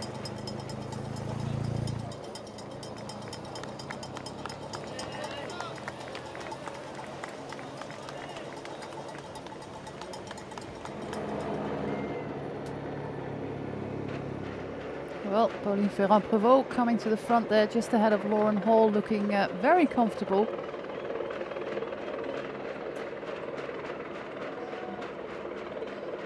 Adrian Angel is safely in that pack coming at you at the moment. Rachel Neyland still there. Let's see. Silver medalist. We know that Bronzini probably not showing up on our GPS because she has I think I've lost, seen Bronzini. Yep, okay, Yeah. good. She's in that little rung of 5 riders near the front. 4 Yeah, laps she to is. go. She is back in the pack. And does she come up on the screen? Yeah, she does. Oh, she must have found the computer. Transponders are the little red things attached to the front fork of the wheel. And of course, if you change your bike, if you take your spare bike off the roof of the team car, the transponder is not going to be on there. And a lot of bike changes happened after that crash. And others saw women as a result, I'm afraid. Quite a few of them have gone off in the ambulance for checkups. German girls have got control of the front. Only 70 riders at the moment, 71 riders in this first group. So that's about half of the riders that started this race at 2 o'clock. And it's the Germans doing the push at the front, as they were when they came up the climb. With Stephanie Paul, Yeah. the lady who also rides a lot of track Renau, a new world time trial champion. She's ridden very strongly at the front here. Clearly not the planned protected rider on the German team to win today, but you never know.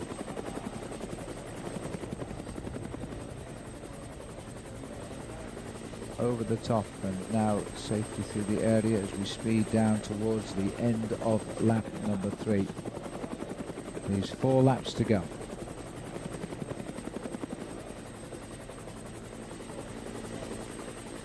Nobody at all attacking the front lap gap. They seem to be content to allow those that could rejoin from the crash scene at the back of the race. The Italians numerically look now to be in extremely strong position here. All of the riders still with us. 74.9 kilometers left to ride. That's 2 kilometers of lap number 3. Well, let's look at the first group and to see who's there in terms of big names. Lisa Brennauer is, Ashley Molman, Pauline Ferrand-Prévot for France, Claudia Lichtenberg-Hausler, Elisa Longo-Borghini, Elena Cecchini, Rachel Nyland's there for Australia, Valis Candelara is there, Rosella Ratto, Tiffany Cromwell, former world champion Gudetzo, Emma Johansson is there, no problem for her, Ellen van Dijk, Giorgia Bronzini, Shelley Olds unharmed as well, Trixie Worak, and then Lizzie Armitstead is in this first group, just like Linda Willemsen. Megan Guarnier is here, but the Australians seem to have taken quite a beating here. Marianne Vos is in the first group, but she has lost quite a few of her teammates. We have so many different nationalities here. In fact, the Flanders are now flying, so if you're Belgian, cheer on the Belgian. And for now, the Italians have the best cards after that crash, because I think they're all still there. There are. There are at least 6 of them.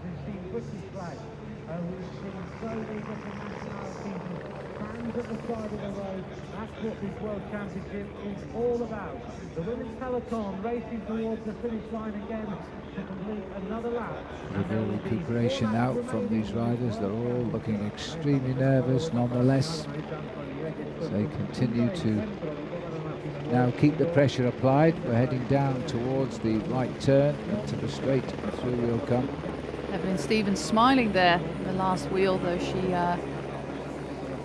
was involved in a crash, or at least held up by the crash. That's Hannah Barnes, followed by Amy Peters.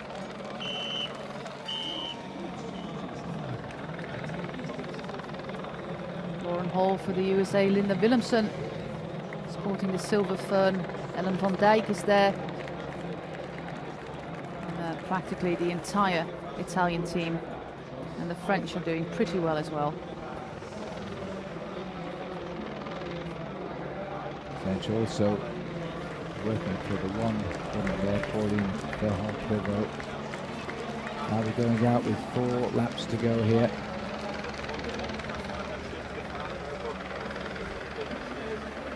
German Gasper's been doing a lot of work at the front, staying up there at the front.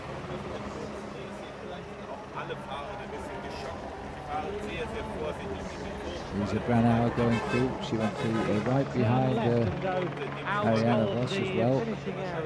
They will then pick up the bottles through They're in the heart of the pack. Lauren Hall for USA rather. She was safely up there. Catherine Garfoot is almost back. She's in the convoy at the moment, having trouble with the mechanical, but she's back riding. Now they're allowed to take drinks, but instead there's a lot of riders stopping here. We've just seen, I think it was Slappendal then, change her bicycle at the pits.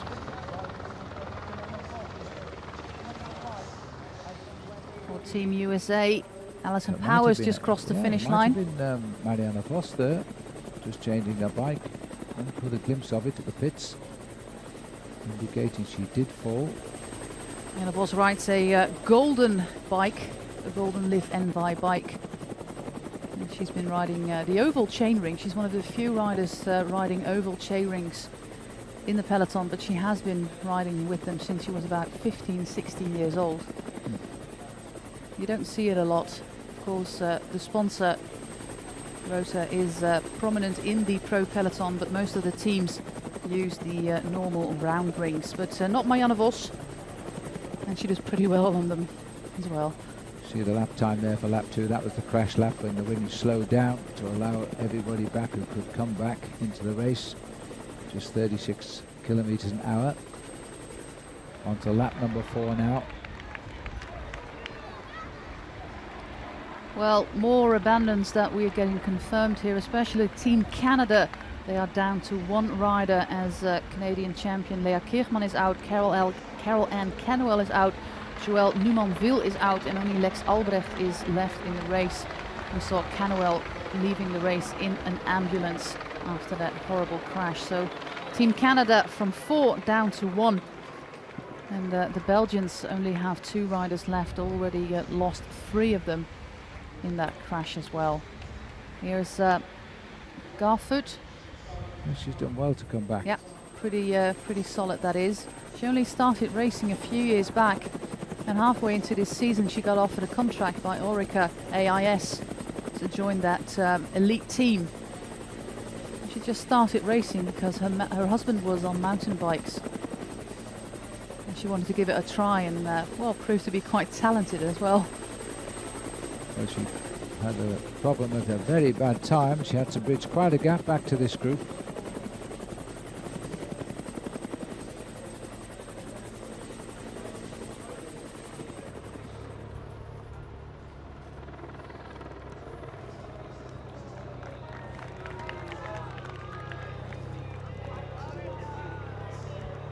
Well, this is the way up to there's only 77 riders continuing at the moment through that finishing line.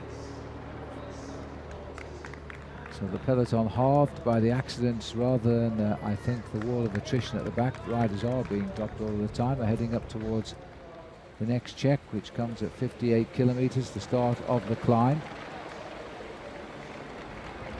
Just watching here, as we have been for a while, Evelyn Stevens, 3rd in the time trial, and seems to be happy enough to sit just off the back of the field here, just in case. Evie Stevens is a wonderful rider, very intelligent person as well. There's a lot of university degrees going on in the women's peloton. A lot of them have finished degrees because, well, it's the reality that making money in women's cycling is not that easy. So a lot of them finished their college degrees, and a lot of them went to university as well. So it's quite an intelligent bunch altogether. And Evelyn Stevens, of course, it's a very well-known story, was a Wall Street banker before turning to road racing, and holds 3 team time trial world titles at the moment. Making a move to a Dutch team next year, to Boels Dolmans. A new step in her career has been with Velocio Sports, with the Specialized Lululemon team for her entire racing career. So it's time for a new horizon.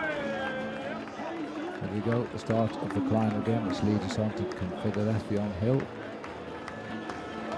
Continuing to come through, this crowd is getting bigger than ever now.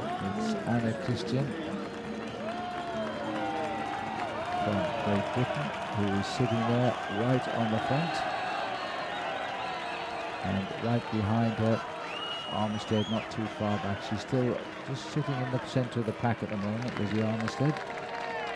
Ashley Moorman's moved forward, closer order for her near the front.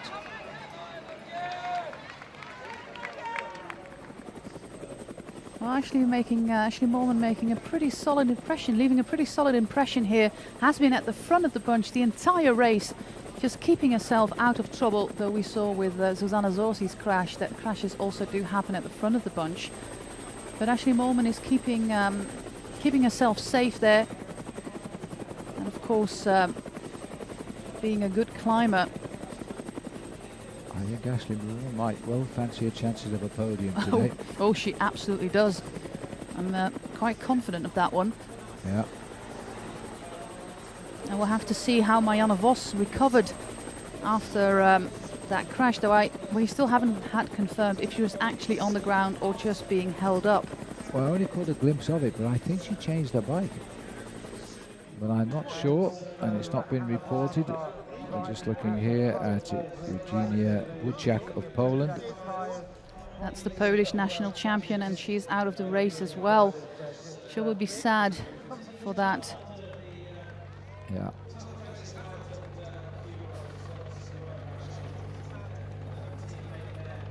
Just about 70 riders left in contention now. So on to lap number 4.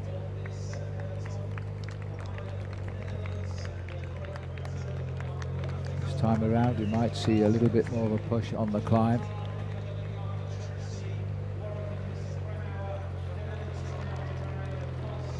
Audrey Cordon of France has just this minute got back to the field following that crash. That's been a long chase for her, but she's made it, the French woman.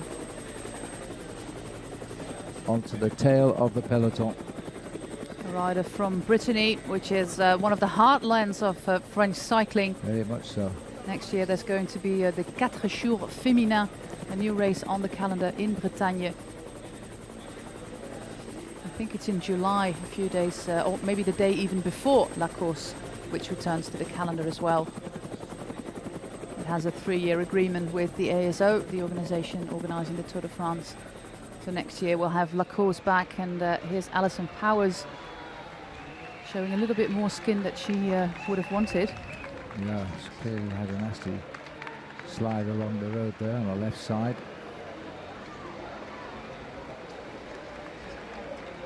She looks okay. She's back in the field here at the moment. Another abandon for the Dutch team is Roxanne Kneteman. So the Dutch are down to 7, with Iris Slappendel still struggling here at the back of the pack.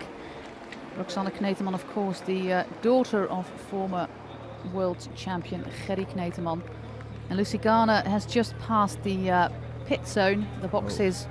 So that's not looking very promising for the young British rider as well. She won't return from that, sadly to say, because she's approximately 6 kilometers behind the field now. She might well stop at the pits. Fortunately, our list of retired riders is far from complete, so we'll have to wait for that. I don't think they can find out where all the women are at the moment. They're spread around the course and just stepping off it.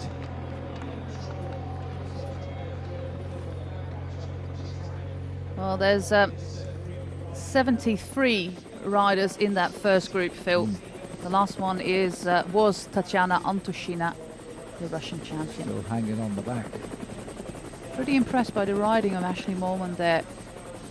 And also all the way on the left of your screen, followed by Zorzi, is Ferrand Prévot.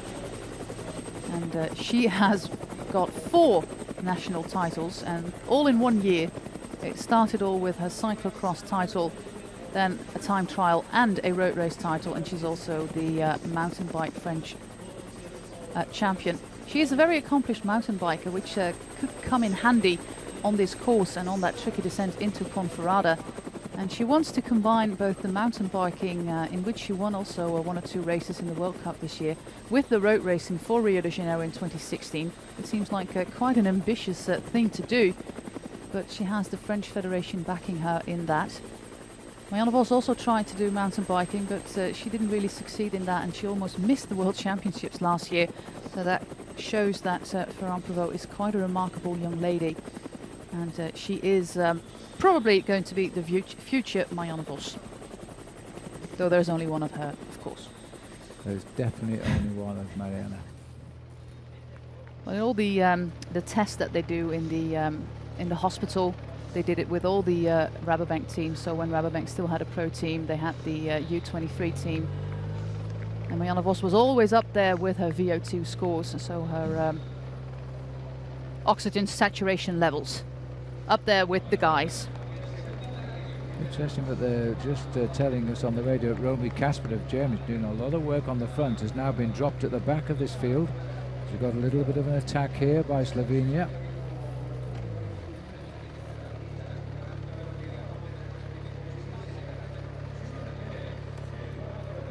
Remember, this is lap number 4, and it really is the first attack we've had since Shani Block had a little dig for Israel on lap 2, and she was caught, and not long after that we had that massive pile-up of cyclists.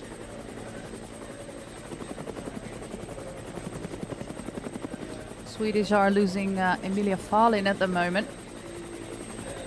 Who's getting dropped from the peloton, the former Swedish champion.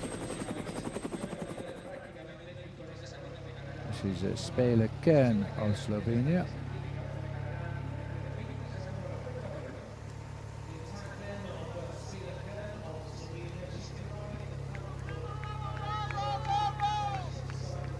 I have to say, looking at her, she could very easily be mistaken with Tiff Cromwell if she had the Australian jersey on. She looks like her a lot, doesn't she? Yes, she does.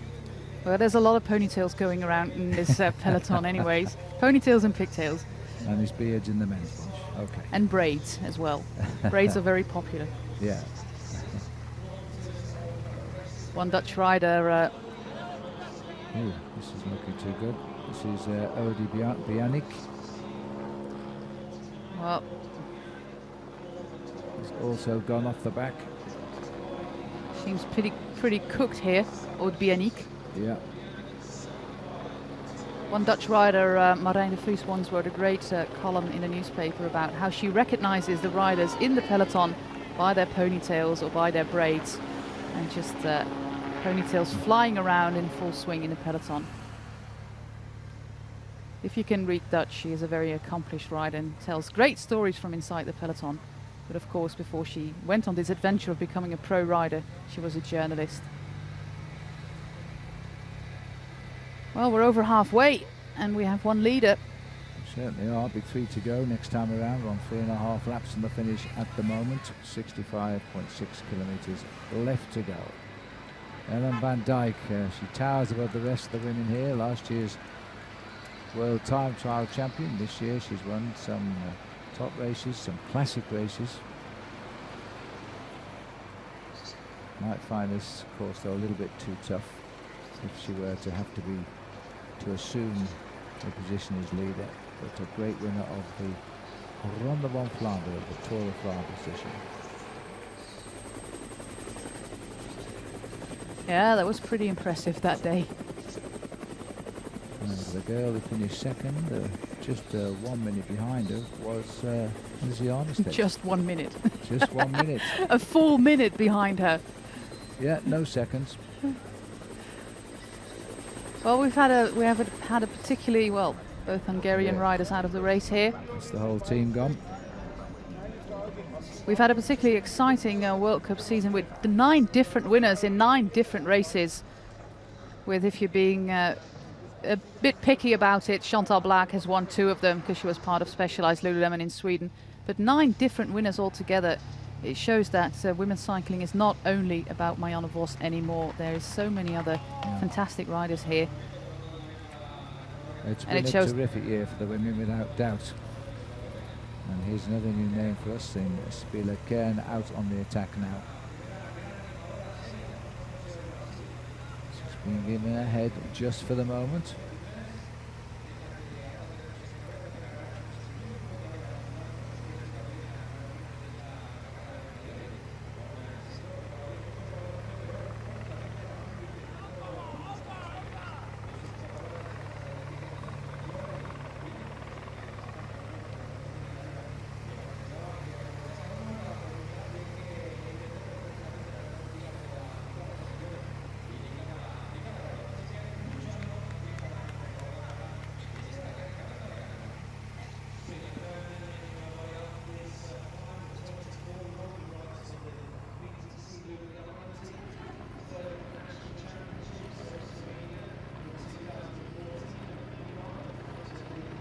Good tempo riding at the front again now. They're not going to allow Spela Kern too much of a lead, I don't think, as they go out on this 4th circuit, halfway around it now.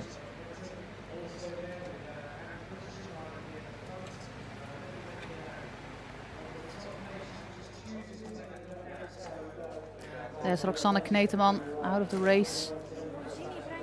She was also the first one to get dropped in the team time trial. Yeah. And she's not happy. Her mother is set up beside us. She has been the entire week on this same spot, watching all the racing, whether it's her own daughter or not. 10 years ago, Roxanne lost her father.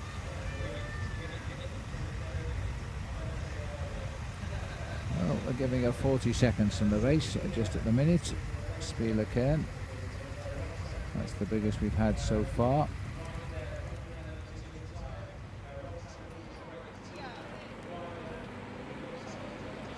Here's Stevens. Still there at the back of the pack.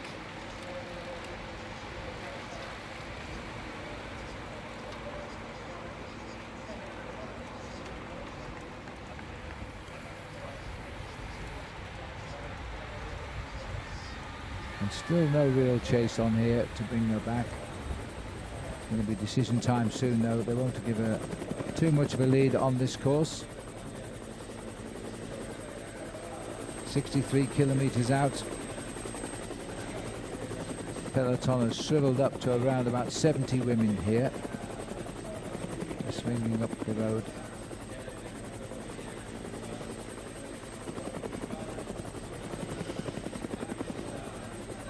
Heading up towards the top of the Mirador climb again.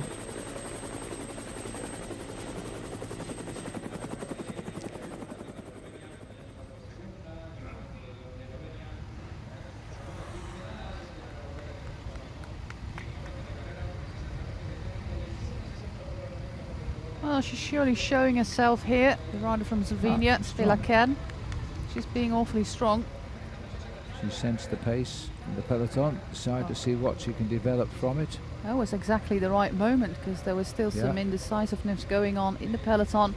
A lot of riders still shell-shocked from that crash.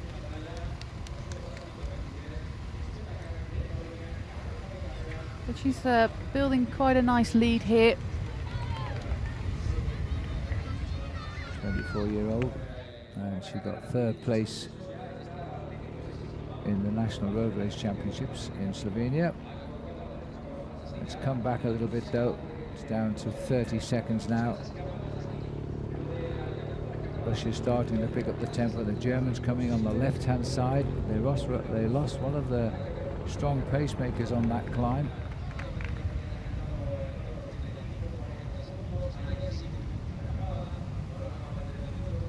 Casper being dropped as we make the descent down towards the crossing of the bridge again, and then it's down towards the end of the lap.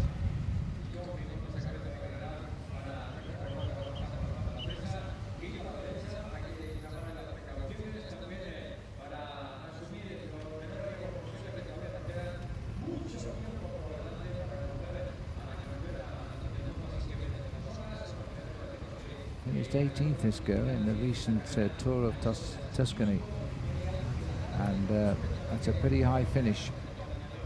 Small stage race, and it proves though she's got the form at the right time in the month of September.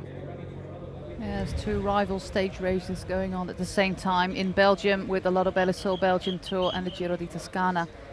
This is that nasty turn, but they stay upright.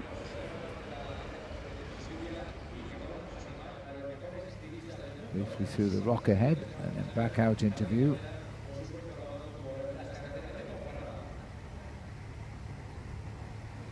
Not particularly noted for her strength in time trialing. She's only 5th in her home championship.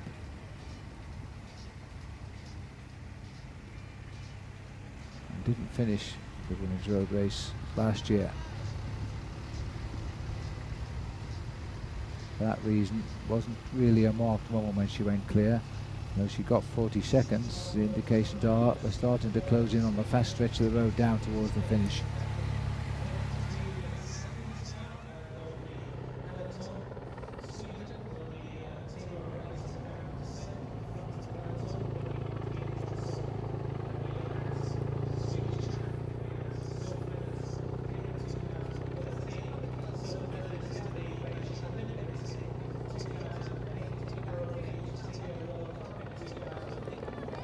Down to 20 seconds according to race radio.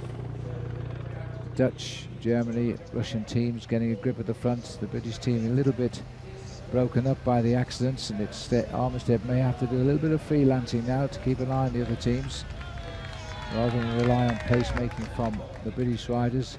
The Australians also keeping their head down in that peloton, but Tiff Cromwell is still there.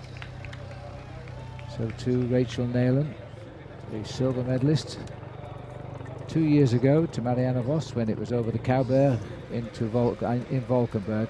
Most beautiful part of Holland, brings a lie to what everybody always believes, that Holland is a flat country. Well, it is. Except on the area of Valkenburg, little That's Switzerland. true. Yeah. I do my rides with 0 altitude meters. 0. So you can ride around for 60, 70k in the place where I live and have absolutely no altitude at all, only wind. Ah, But they say if you can ride against the wind, you can also ride up a mountain. same resistance, I suppose.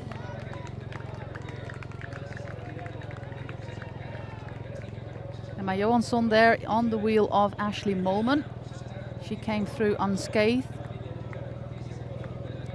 All these crashes. Lisa Brennau with the black helmet, the world champion in the time trial. She's there as well, and we still have one leader. See how Kern goes up the Mirador climb here now. Well, she might fade a little, though she did quite well on the first of the climbs on the course. She looks a nice little climb at the moment. Slovenia, of course, quite a mountainous country. They Yeah. have it in their flag. So she's on the climb with a 25-second advantage. Heading up towards the 5-kilometer marker from the finishing line. Still incredible strength in numbers for the Italian team. There's a lot of Squadra Azzurri around here. Looks like Iris Sloppendale recovered a little bit here, followed by Cristina Jerus, the only rider for Luxembourg. And France with Ferrand-Prévot sitting comfortably there in the middle of the pack.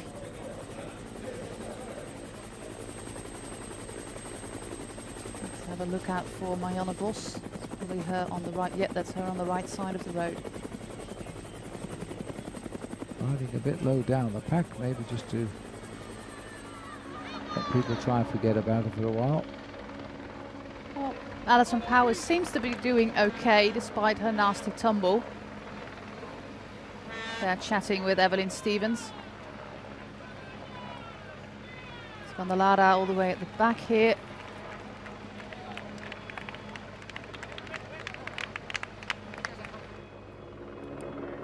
Coming up towards the summit of Mirador before we start the descent. It is still Slovenia's Spila Kern. The cheers from the Belgian supporters there. Not a very big rider, showing that she can climb here. Giro di Toscana is, of course, a climbers' race. In the region where we used to have the World Championships a few years back. Now she starts to go down, just checking her advantage. Well, it's healthy.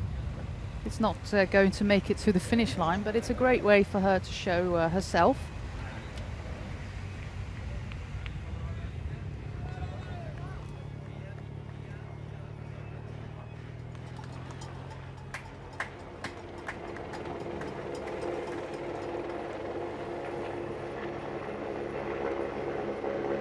Seconds is the official gap, and that's absolutely right, ahead of Trixie Worak, who's brought them over the summit there. Sarah Olsen of Sweden, Lisa Brennau's riding a very positive event, the new time trial champion as well. Well, she seems to be working a little bit too much to have a shot herself. I've seen her working at the front of the peloton a lot, so that might indicate that she is not one of the designated riders. But ahead of the race, it was Lichtenberg, Worak, Brennauer, and now we see Worak and Brennauer both working, and haven't seen Claudia Lichtenberg a great deal just yet. One of the climbers, recent winner of the Route de France. Well, looking at the list, she seems to be the most logical one they're doing the work for now. I think so. Romy Kasper's been dropped. We already lost the young. Trixie Worak's up here. We already lost the young Corina Lechner And Stephanie Paul has been doing an awful lot of work so far. So I think they're down to 3 anyways at the moment, with Warwick, right. Brennauer and Lichtenberg. Though we haven't seen Lichtenberg. I'll check on the GPS.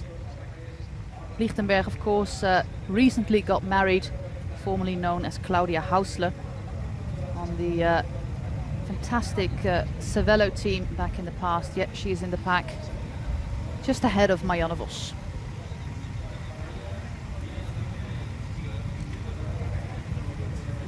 Still 40 seconds for the spread. 68 riders total. 67 in the pack. 1 heading down towards the end of lap number 4 in this World Championship. 7 laps, 3 to go. Coming up to 2 hours in the saddle.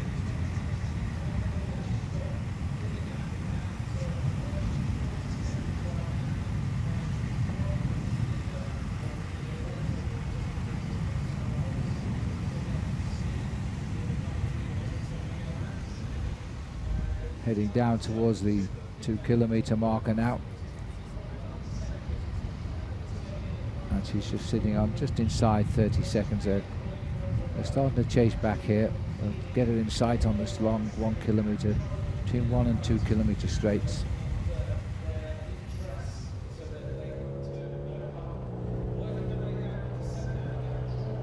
Also, Mara Abbott is out of the race, the American who did pretty well in the Giro Rosa, but found some formidable opposition from the Rabobank team. They kind of closed her in on the climb, no possibility for her to attack. And whether that was good race tactics or acceptable race tactics remains to be seen. But with Ferrand, Prévost, Van der Breggen and Vos all there, who ended up on the podium in the Giro Rosa, all teammates, with Mara Abbott just being 4th. But she went down, the United Healthcare rider, and she's out of the race. But look at the strength of Italy at the moment. They all seem to have come through that crash unscathed, and still have Bronzini here, but also Longo Borghini, Ratto and Scandolara.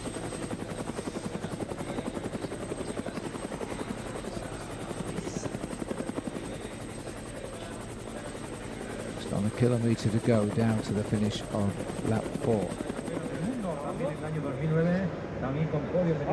We're almost on it.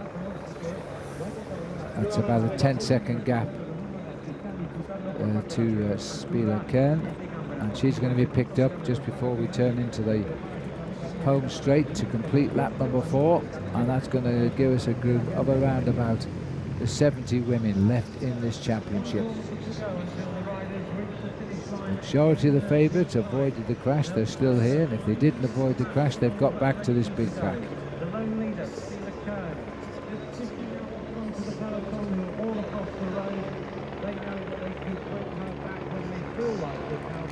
No big rush to catch her up.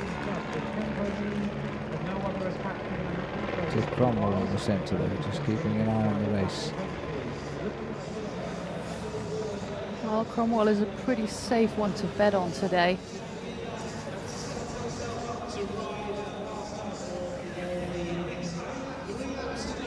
One lonely rider followed by a pack with the one Danish rider still present there, Julie. I think it's Burkenkova, the Rozvelo rider for Russia, riding there. We see Lizzie Armitstead pretty safe there. Yes, tucked in behind Cromwell. Well, at least they've allowed her to have the pleasure going through into the 5th lap in the lead.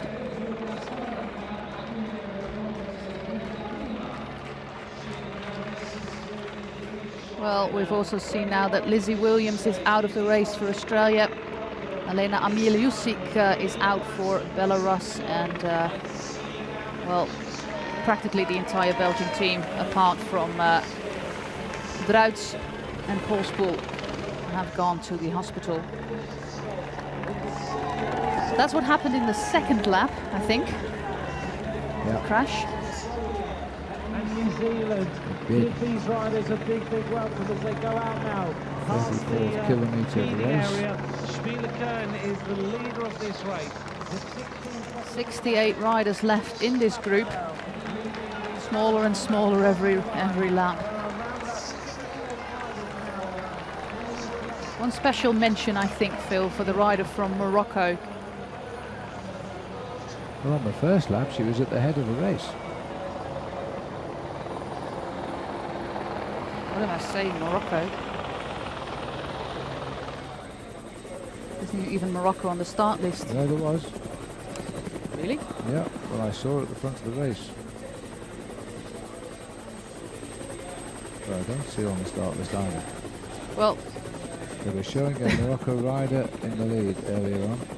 Well, it says a Morocco rider on the GPS, but the name is Mohammed, so I don't think it's a girl. Might have a wrong transponder to a wrong name in the GPS then. It is possible they put an unprogrammed transponder from a men's race. Having a Mohammed. Science, because there's nobody remotely from that part of the world in this event. Of course, you name your firstborn Mohammed in those countries, but not if it's a girl, apparently. So. Yeah. Okay. Well, they'll not chase her down because when they do, somebody might attack. So she's dangling off the front. She's got 10 or 11 seconds here. Spielekern heading out towards the climb again, up past the castle. We're on lap 5 now.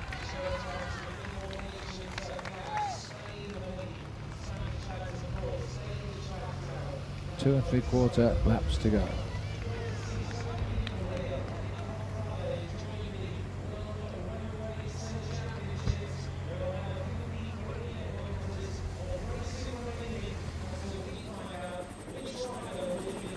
Trouble there, just at the back of the race, somebody getting going again.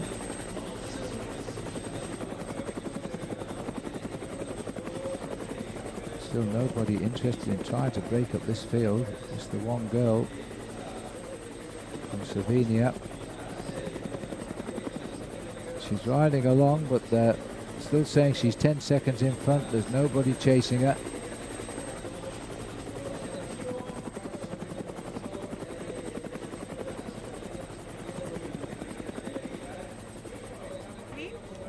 The volunteers of Ponferrada.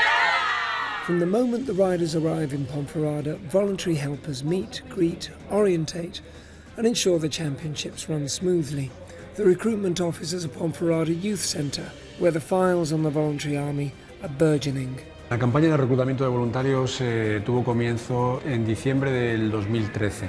Nosotros tenemos en la base de datos 1.226 voluntarios y luego operativos cada día estamos en unos 700 voluntarios operativos todos los días durante el Mundial. Son casi 100 voluntarios que son menores de edad, menores de 18 años, y luego todos los restos son mayores de 18 años hasta personas que tienen 70, 80 años que están colaborando con nosotros. Paula Belenda Alvarez lives just a few miles from Ponferrada. I studied translation and interpreting. This summer I was working in Italy, like for 3 months in Sardinia. It was really nice, and I saw this and I said, okay, I will take this opportunity because we don't have an opportunity like that every day. And then I'm here. Now I'm talking French, then I'm meeting someone from, I don't know, Germany, and I'm talking in English, and someone from France talking in French. I love that. Meanwhile, among the many finish line volunteers, Asier Jimenez has come all the way from Cordoba to be closer to his heroes. Today I'm accompanying some of the guys from Anti-Doping. For every cycling fan, it's an amazing experience, and actually I wanted to be here, and the only way I thought I could be here was volunteering, so I took it. It's a bit like the Olympics, really. All the volunteers, they're the ones that make it, really, because without them we wouldn't be here. So thank you. Volunteers to prove that? Yeah, if you like, yeah. I will remember this for the rest of my life. I'm a big fan of Bradley Wiggins, so it's amazing, you know.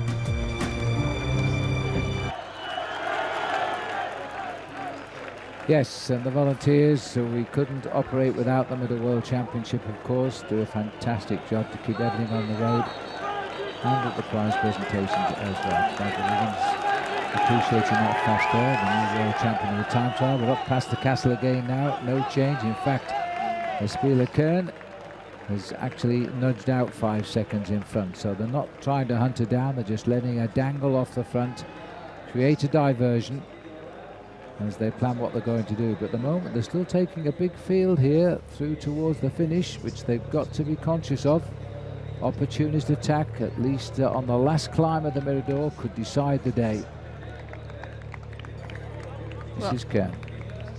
Meanwhile, I've been looking at our transponders, seeing that indeed that peloton still has 7 Italians in it, and also 7 of the Dutch riders still in that first group at the moment. So they're quite evenly matched. Of course, Brennauer is still there. Paul is still there for Germany. Lisa Brennauer, Lichtenberg. Lizzie Armitsted's there. So those are the strong riders at the moment. Ferrand Prévost, just keep an eye on her. She is mightily strong. You wouldn't think it if you meet her. She's very, very small, but she's one hell of a bike racer. She is. She's very good in every department. Well, she hasn't tried, well, I think she has tried track racing, but hasn't had medals in that yet on the nationals, but I'm sure if she did, she won there too. Well, winner of the Flesh Wallon this year, for the third year she's been the time trial champion. She's now the road race champion. She finished second in the Tour of Italy. She's the national cross-country champion on the mountain bike. She is the national cyclo-cross champion of the winter sport. All she needs to add to that for an incredible year is to win this event.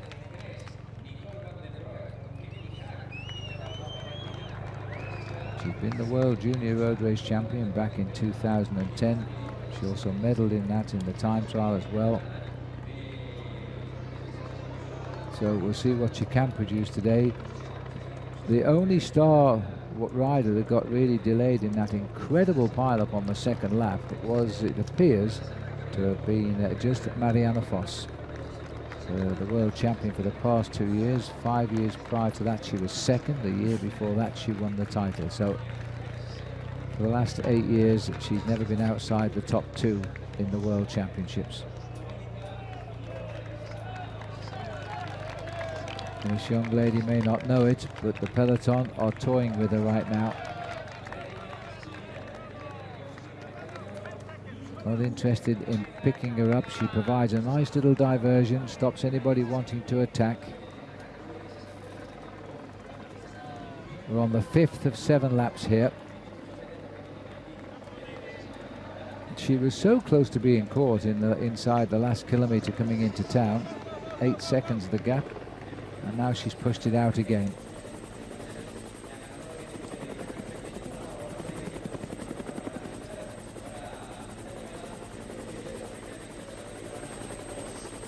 Almost forcibly got the brakes on back there to try and stop catching it.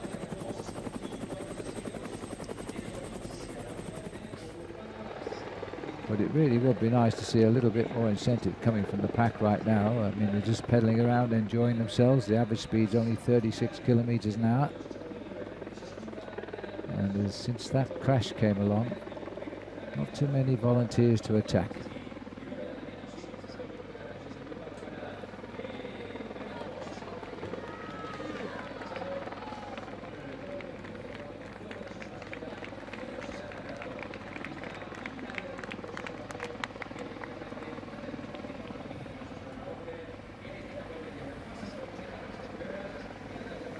Quite a little cloud bank spreading around at the moment too. They're saying if the rain were to come, it would probably come on the last lap.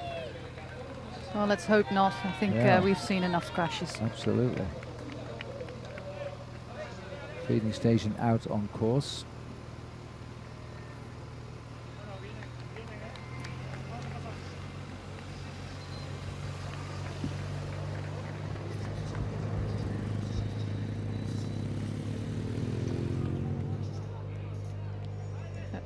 And there's a crash just happened, I think. No. Girl's just gone down behind there. She jumped straight back up and onto the bike. I don't know who it was.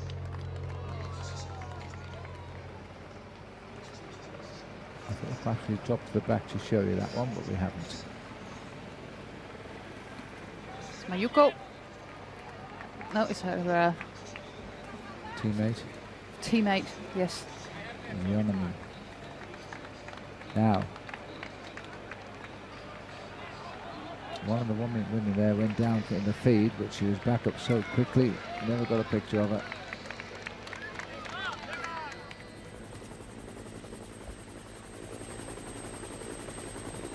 Well, they're saying the gap officially is now 9 seconds. And hearing it, Amelia Farlin has slipped off the back here. Now that sure is a little bit of a surprise, Josie. Being dropped here. She did get dropped in the last lap as well. Amelia did. Oh, well, she's keeping up the form then.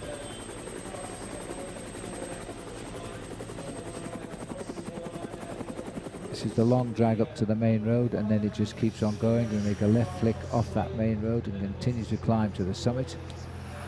And if you're being dropped this early on the climb, it's unlikely you will rejoin this time.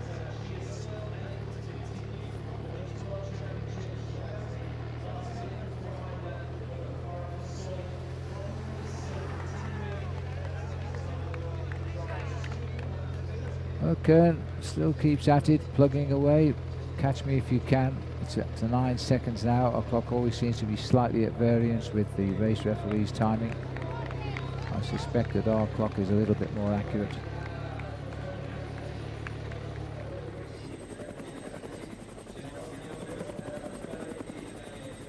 This is where we are now. We're heading up to the 8% sections of the climb of Confederación.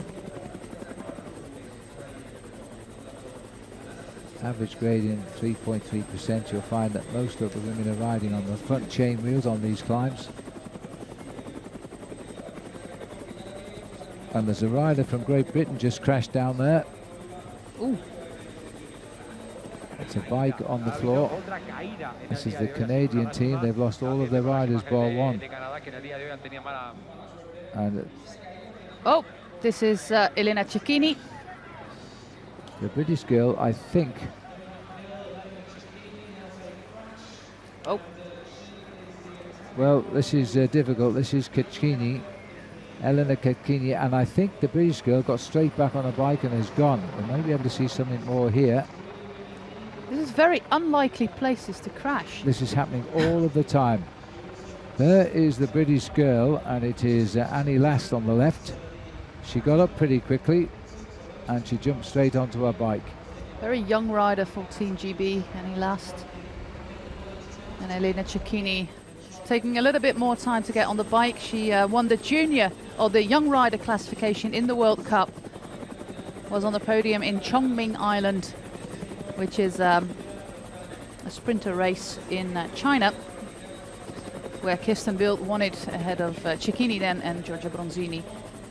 Well, they should both rejoin. Now, I think we picked up, while we're watching all that, the Slovenian girl Kern. We did, and the Dutch riders are putting some pressure on there. Lizzie Armistead coming to the front. There's number 40. There's Anna Christian down there as well. And Evelyn Stevens from the back of the peloton now. She's all the way at the front. Also Tatiana Ryabchenko. Speaking of Chongming Island, she won that race in 2013. She was leading in an attack when the entire peloton was diverted in the wrong way. And that's how she won that World Cup event. But at the moment, it looks as though it is Anna Christian doing her best to ride alongside Lizzie Armistead at the moment. Here's our Slovenian rider. Yeah, she's gone right through to the back now. Well, she did show herself, and it's not easy. Doesn't have a contract with a team. She's probably just on some sort of very marginal funding from the Slovenian Cycling Federation, if that.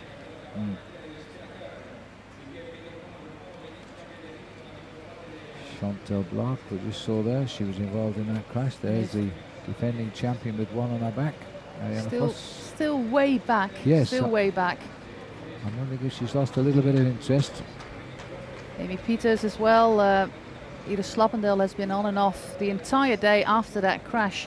She went down, and it looked like, if I look back at the crash footage on YouTube, that Marianne Vos kind of landed on somebody else.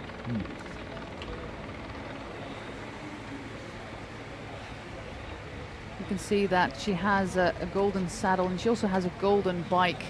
This is interesting. And coming to the front. Guided to the front by the girl who's yo-yoed on and off, the Slappendel, but seems to be covered here. Well, you just to the front. It's a very, very strong rider this year. Very odd situation at the National Championships. Lucinda Brandt was on the attack, and Ida Slappendel was basically just trying to counter some other attacks, but she was flying, and about and just a few meters before the line she overtook her own teammate, who absolutely could not ride 1 centimeter anymore, completely blocked and cramped up Lucinda Brandt, and Iris Slappendel took the national title. That was a really weird situation, but a very well-deserved title for her. Won 1 World Cup in her life in Sweden, in Fogada a few years back, and does a good job for her her leader, her team leader. Oh, she's put her right back at the front end of this race to just remind the rest she's still here. Well, Lauren Hall is doing an equally good job for Evelyn Stevens there, with the orange helmet from the Optum by Kelly Benefits team. She was on that team time trial team as well.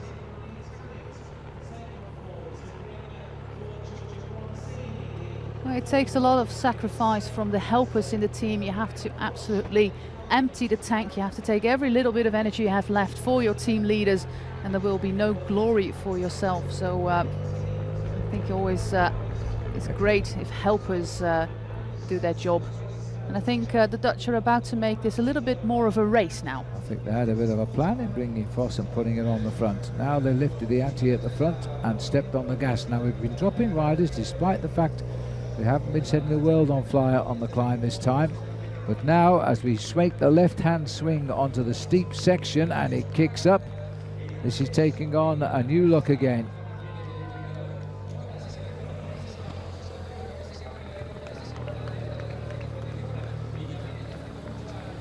That's certainly put a new tempo on now. The 2 girls from Germany, including Lisa Brennauer, quickly marked that attack, slipped into it.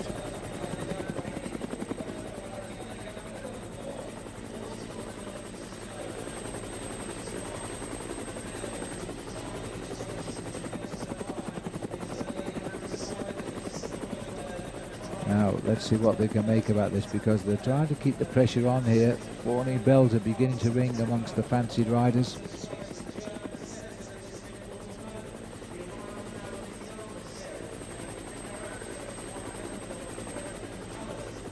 Well, you said in the beginning of our broadcast, Phil, that Lizzie Armistead was uncharacteristically bullish. Yeah. Yeah. Well, she's showing it here. She's right there now. She's marked the attack. That's exactly what I wanted to say. She's coming to the second line behind the movers and shakers at the front here, but look at the difference in speed now. This is going to make for an interesting race on the second climb. Somebody decided, it was the Dutch really, they first of all made sure that Marianne Vos was up at the front end before they made the move and put her in place. Decided this pace was taking too many people to the finish.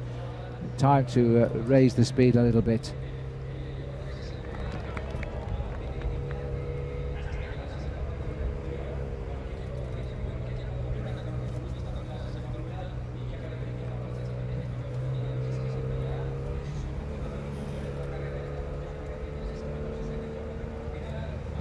And the Italians on the front as they drive down towards the right turn over the head of the dam.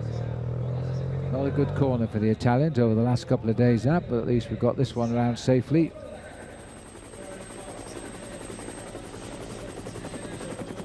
A little bit over an hour of racing left to go here. Yes, 43 kilometers to go. We go back to Ponferrada. 2 more laps. And it seems like the race is on, though of course going down on a mountain is always in single file.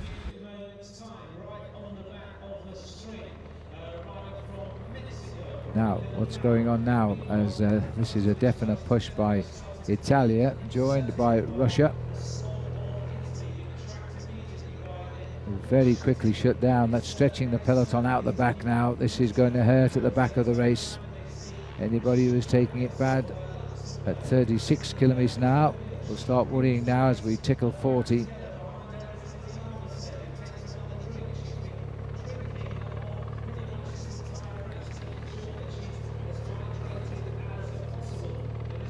And for the moment, the excitement cools down. The concertina allowed to close up again as we start the climb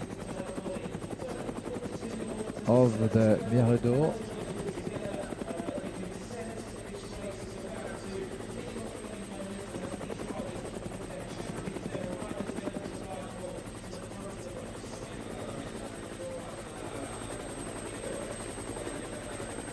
Italy always well placed. All the blue jerseys down there.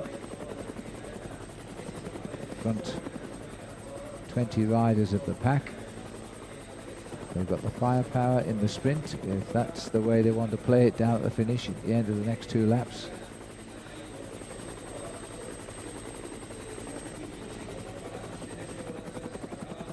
Well, we established 7 Italian riders, 7 Dutch riders in this team. And also Emma Johansson, Ferrand Prévost, Lizzie Armitstead, and there's Giorgia Bronzini with the black and blue helmet. In the centre there, Lizzie Armitstead, silver medalist in the Olympic Games in 2012, the reigning British champion. This year's World Cup winner. Tiffany Cromwell there. There is Giorgia Bronzini. You can see her just behind Tiffany Cromwell. She is looking okay. Not struggling too much. Well, the race has not been really hard so far. Of course, there has been a crash, a huge crash, I should say, but it didn't really cause the race to be really raced to its maximum. So big sprinters like Hannah Barnes and Giorgia Bronzini are still here. Yes, Hannah Barnes, 39, just alongside number 40 there, Christian, who was up at the front with Armitstead, but when that flurry of movement came, she's now gone nearer the back.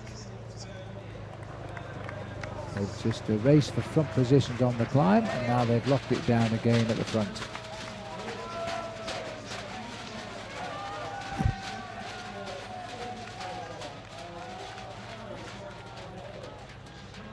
Very enthusiastic Polish supporters there.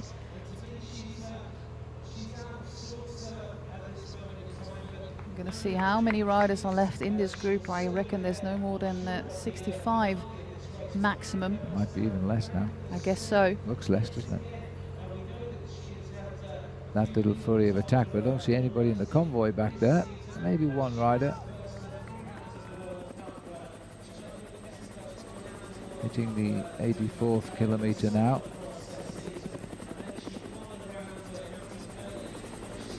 Of the 127 scheduled, the field is, they've raced to be at the front to simply shut it down. And that's one way of making it a steady climb here. 2 Spanish riders left in the bunch as well, though we have established before that it might be Lithuania as well. They look absolutely the same. Lauren Hall doing a great race today. She's happy also to just slow it down there, isn't she?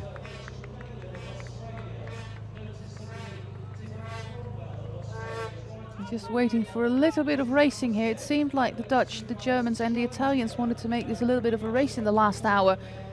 But at the moment, nope. Well, as Armitstead here just made a minor acceleration, they were all out of the saddle in a flash. Thank you, Lizzie. And that's really drawn it out there. That's the first pedal she's turned in anger. It was a tester, and in unison the whole peloton got out of the saddle to react. Well, she is a threat, of course, unlike the rider from Slovenia we've seen on the attack, Spela Kern. Lizzie Armitstead is a real big threat, so they won't let her have an inch of room. I'm not sure, but she may well have still pushed on here because this has pulled the peloton out. Well, I'm very grateful they're listening and making this a race now. Oh, it's the Germans who've answered. Might be Trixie Worak there at the front. And as they come up towards the summit, advantage Germany again. Armistead, it's Worak on the front here. Ratto, Elise Delsen for France. Cromwell and Rachel Neylan all paying attention to the moves. Good job by Neylan. He's been racing with the Australian national team this year. Yeah, she's very happy to be back in the squad. She's not worried or even expecting to be a leader, despite her silver medal last time she took part. She's happy to be here. Yeah, she was injured quite heavily.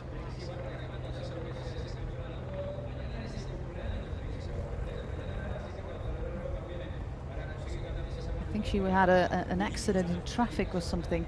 Yes. Being hit by a car or a lorry. Pretty horrific. She's got her life back on stream now and made it back to the national team for the World Championship, and she's still here when a lot of people aren't.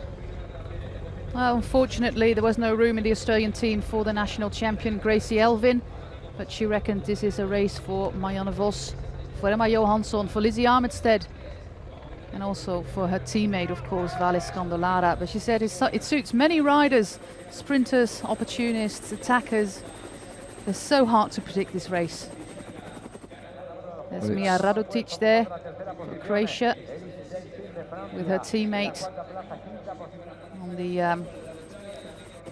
Ljubljana team. Race coming together again, but still under pressure. 39.7 kilometers to go. Well, this is bound to hurt a little bit there at the tail end of the peloton. The pace is up.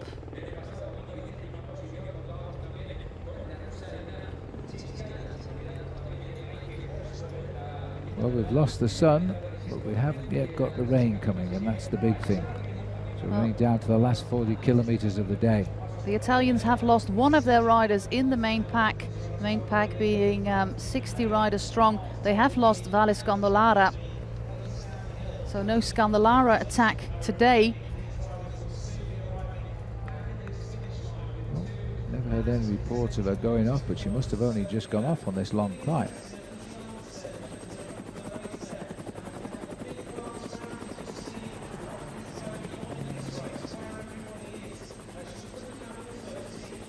Long's left-hand sweeper here. This will be the run down towards Ponferrada again.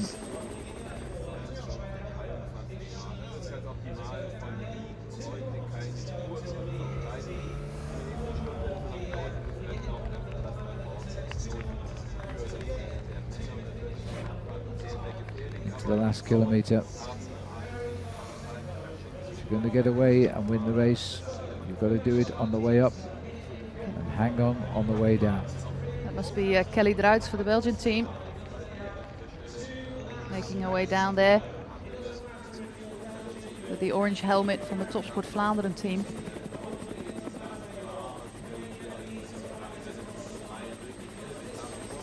Only 2 riders left for Belgium, but they're both amongst the first 10, with Kelly Druits in second position and Maaike Polspoel being about 11th, 12th at the moment.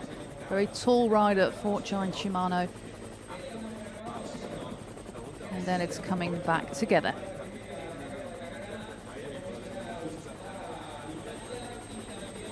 There's the 2 Australians with Rachel Neylan and Tiffany Cromwell.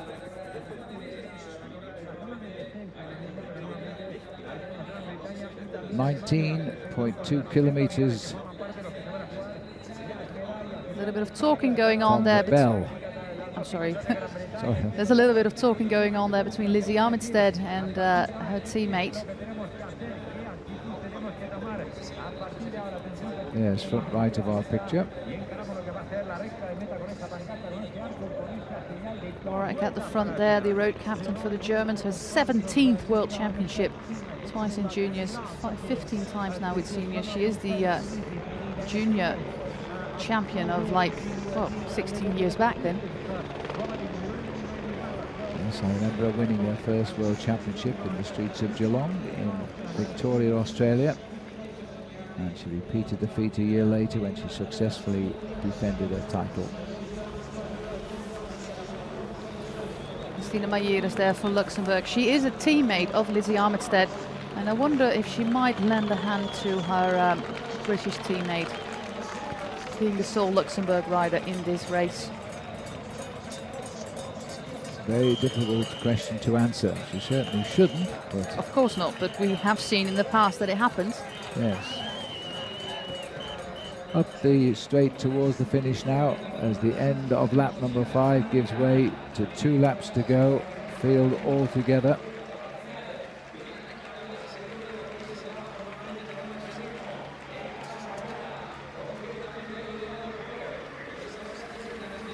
Two to go. Trixie Warwick, the little girl on the left in the whites, who popped the camera first there. She's now dropped away from the front runner. Proximity of all these riders. And we have an attack from It's a good time to go. the USA.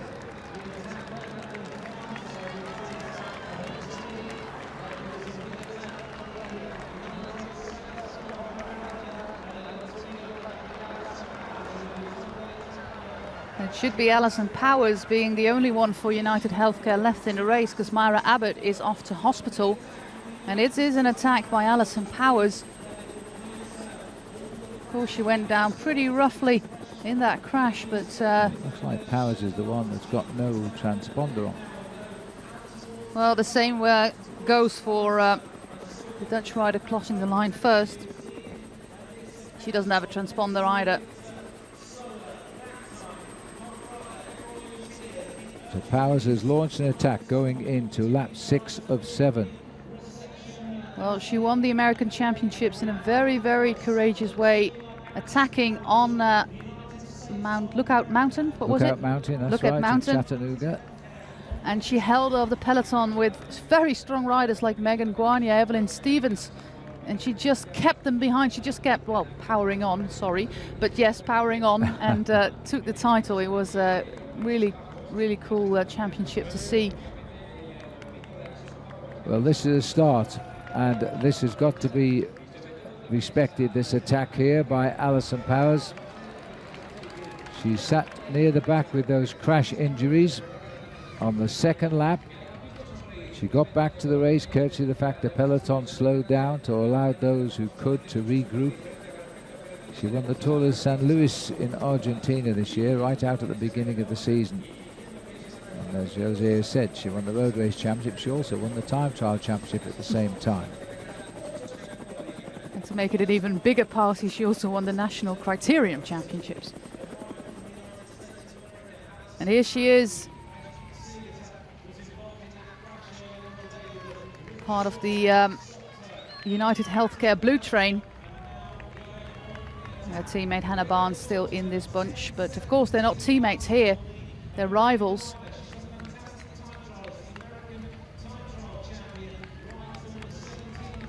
Well, she pushes on. She's going around these corners lovely at the moment. Not too long before we start that climb outside the castle again.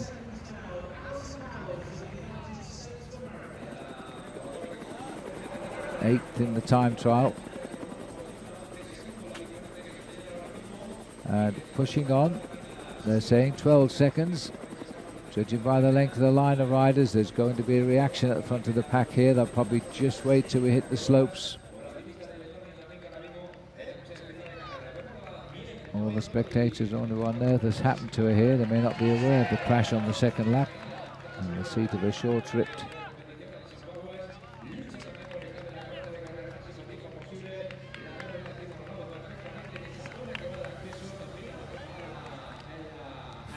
She's still going clear as we speak.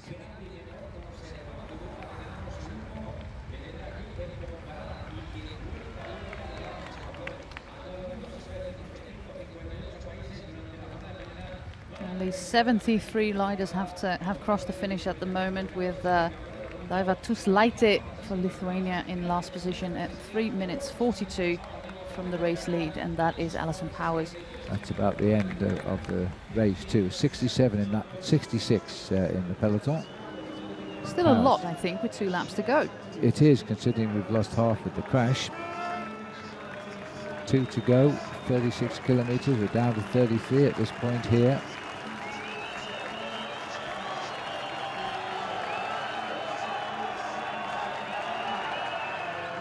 And just the proof that Alison Powers has got no transponder on. She hasn't tripped the computer at all going under that banner. In fact, the first lady on the front is Alexandra Birkenkova, followed by Anastasia Chukova and Mirka Polspoel of Belgium in third. Of the favourites going through, Longoborghini was 7th in that peloton, Armitstead 12th, Tiff Cromwell placed at 17th, but as they're in a pack, they're not far apart, of course. Ashley Moleman is there, Elena Cecchini, Elisa Brennau, and of course some of the Dutch riders don't wear transponders either. And of course, because Alison Powers crashed, she is on a spare bike. And you can see on the fork, and you can see very clearly now, there's no red transponder on it anymore. That's right.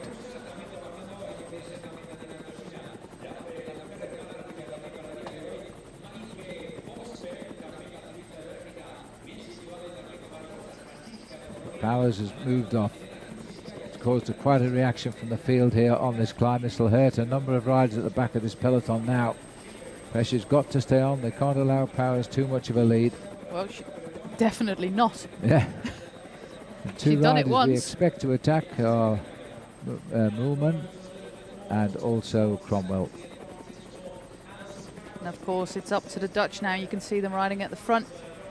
Up to the Dutch, up to the Italians, up to the Germans as well.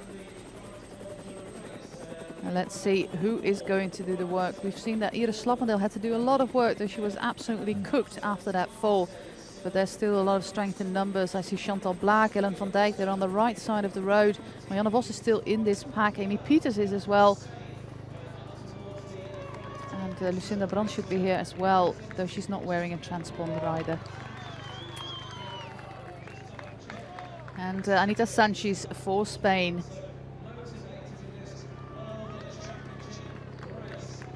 Going on to the steeper slopes now. 20 seconds is the gap to the American Alison Powers. About this stage in the men's race this morning, we had Adrian Costa in the lead. He didn't make it to the finish. Alison Powers, though, is a good time trialist. She's going to give it her best shot here.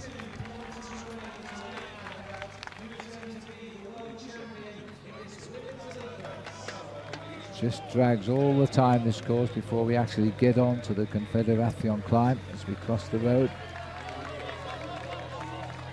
She was, she had mixed emotions about her time trial on Tuesday.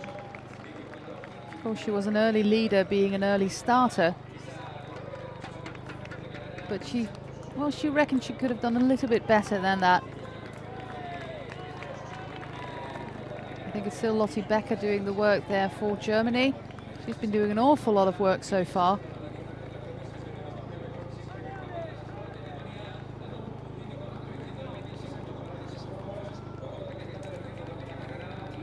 Well inside, 2 laps to go now.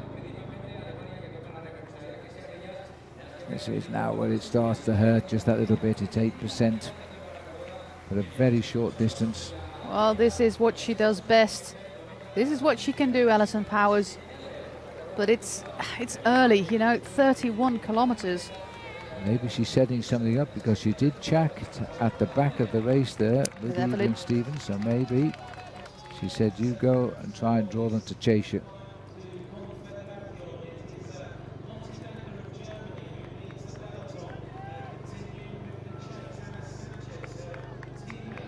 What a work Lotte Becker has done today. Amazing. Sanchez Lepistö for Finland. Well, Sanchez is quite eager to show in front of her home crowd. Yeah.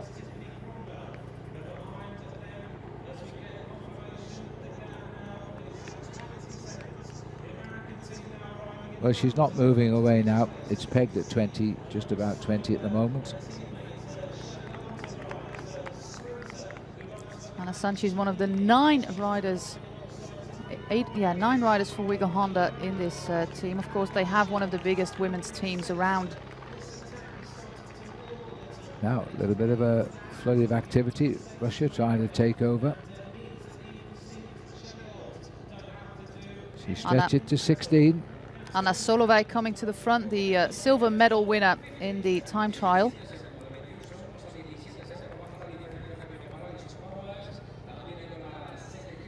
Secondary feeding point there. It should be the last lap that they can take bottles. It is indeed. And there is some clouds building up there. And there is. The forecasters are very good here in this part of the world, I must say. And we have a little bit of a headwind here. Wind's picking up. And that is causing trouble, of course, for Alison Powers. Having a headwind on your own is never good. Yeah, in the distance, the field beginning to close her in now. She started onto the climb. More serious part of the Confederation climb. She's got to stick to her guns here. There's headwind for the peloton as well. And this has put the Dutch in trouble. Slappendel and the rider going backwards with us, Amy Peters. This because of the wind.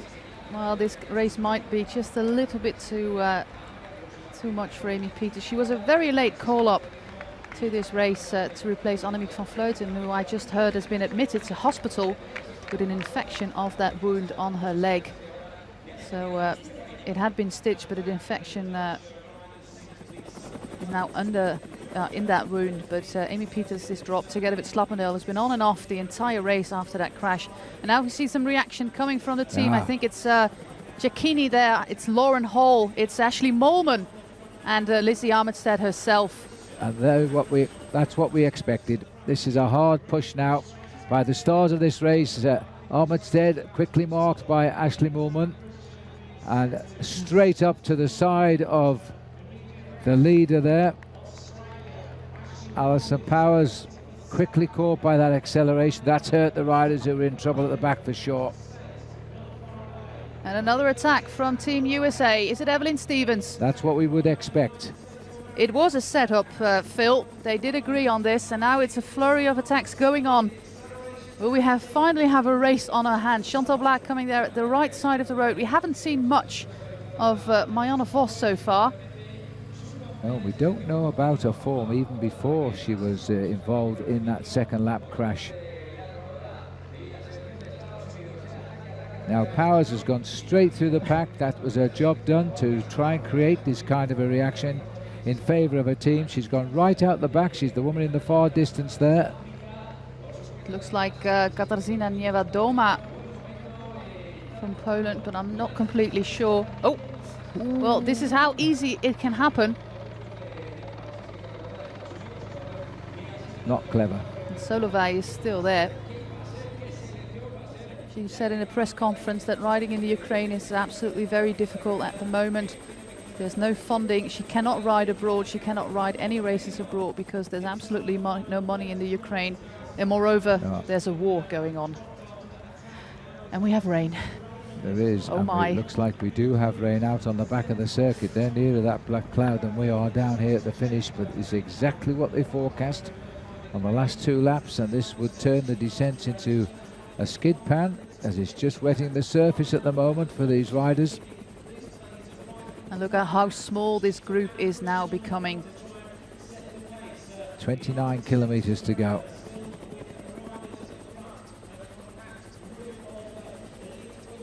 Next time check will be at the top of the Mirador climb for us, but there's only 68 riders left in the whole spread of the race here now, and at this peloton a lot fewer than that.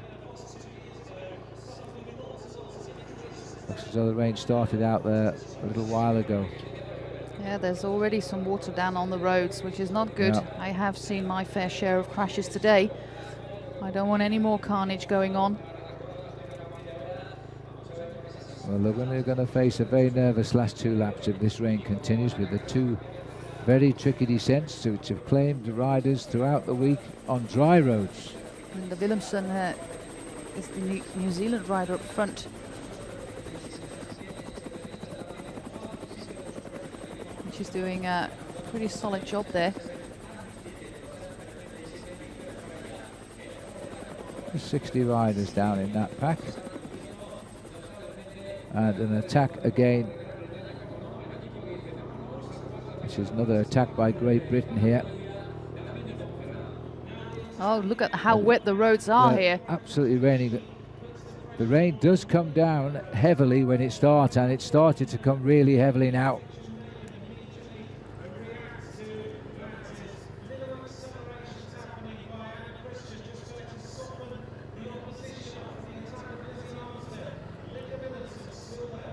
All the way up the front is Lucinda Brandt. She is a master technician. She is very good on the bike, can go downhill like a rocket. It's very good steering capabilities. So this might be a good race for her. She might pull a plouet, as I call it. Though she says herself that she's not going to do that. She's not going to jeopardize the chances of Marianne Vos. But how good is Marianne Vos? We had doubts before the race, and then she went down as well earlier on.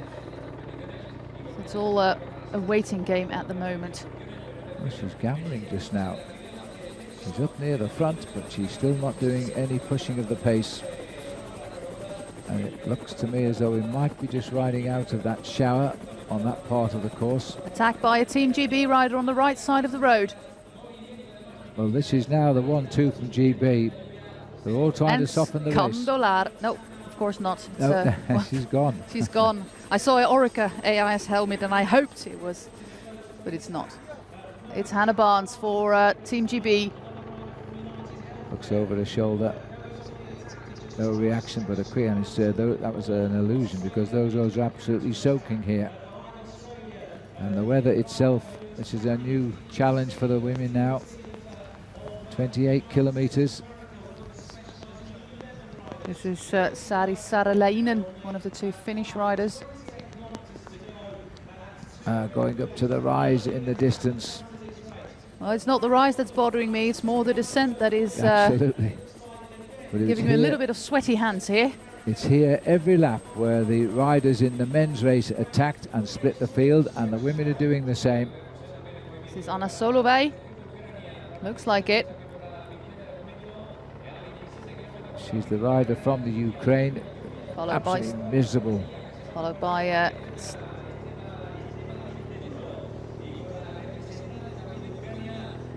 miserable conditions here. Well, they're saying this is Tatiana Ryabchenko from the Ukraine, same team as Solovey. Oh, well, they're both still in this peloton. Yeah. Both Ukraine riders.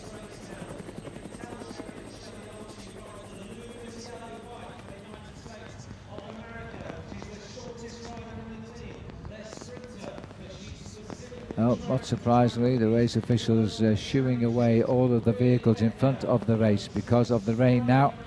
And what could happen on the way down as we push on towards the top of Confederation. This is Australia gritting their teeth. I think it's Australia, can't quite see. Yes, it is Australia, yes, absolutely. Yeah.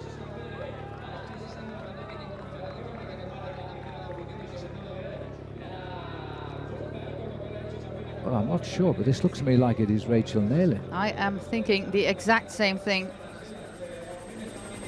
She's put the move in here, the woman who won the silver medal 2 years ago when she last rode these championships and it's been confirmed now. It is Rachel Neylan who's put in the move for Australia, gritting her teeth and jumping clear as conditions are getting quite bad. Now she won't, even though she got the silver medal a couple of years ago, she won't be totally marked by the favourites, but she's certainly too dangerous to allow to run.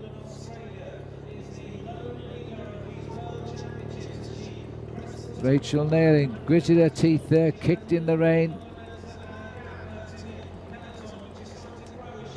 26 now, this is the little tricky bit as we make our twists and turns through the chicanes, down to the dam again. And that right-hand corner, which has proved treacherous enough to a few riders when it's been totally dry. And it looks as though Rachel is respecting the road surface there, and so too the peloton. This is the penultimate lap of the Elite Women's Road Race Championship of the World. And it's the Australian Rachel Neylan. She rode a brilliant World Championships when she finished second 2 years ago. It was a surprise then, but the way she rode it, it shouldn't have been. She was very, very good. Over the Kouberg, which is a famous hill in the Little Switzerland sector of the Netherlands, down Valkenburg. Now we're coming up to that right-hander. Caution, the watchword. Of course, she is with the Australian Institute of Sports now. Peloton coming around that same corner now. They all need to exercise caution here. Lean that bike over just a little bit too far and it'll slide away.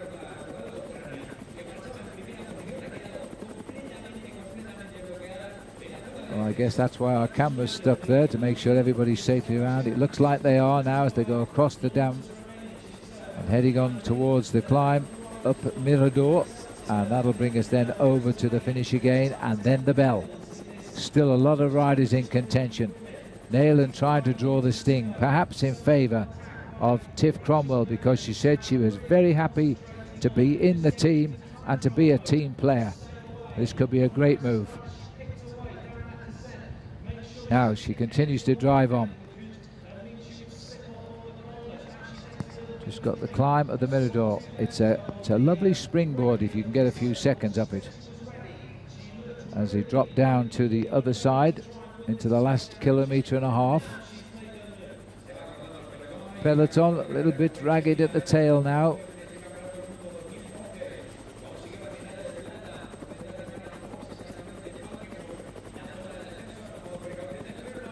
Fractured her pelvis on 2 occasions the year after she got that silver medal, and now she's fighting her way back in big time. She used to be a pretty good hurdler and a rower before she started racing a bike back in 2007. Pretty happy to be back with the Australian Institute of Sports and head coach Martin Barris, and it shows that the Australian National Cycling Federation have confidence in her, and she proves that they were justly so. Great move, bold move I must say, but great move, and the chasing is now not up to the Australians, so that leaves Tiffany Cromwell in a good position, trying to take as much recovery as she can possibly get in that peloton, so she has to do absolutely no work. It's down to the Italians, it's down to the Dutch as well. And the British, who appear to have at least 2 women there, able to ride with Lizzie Armitstead. There's no action here. Rachel Neylan could survive to get down into the last lap here on this climb. Everybody just watching and waiting for somebody else to take up the running.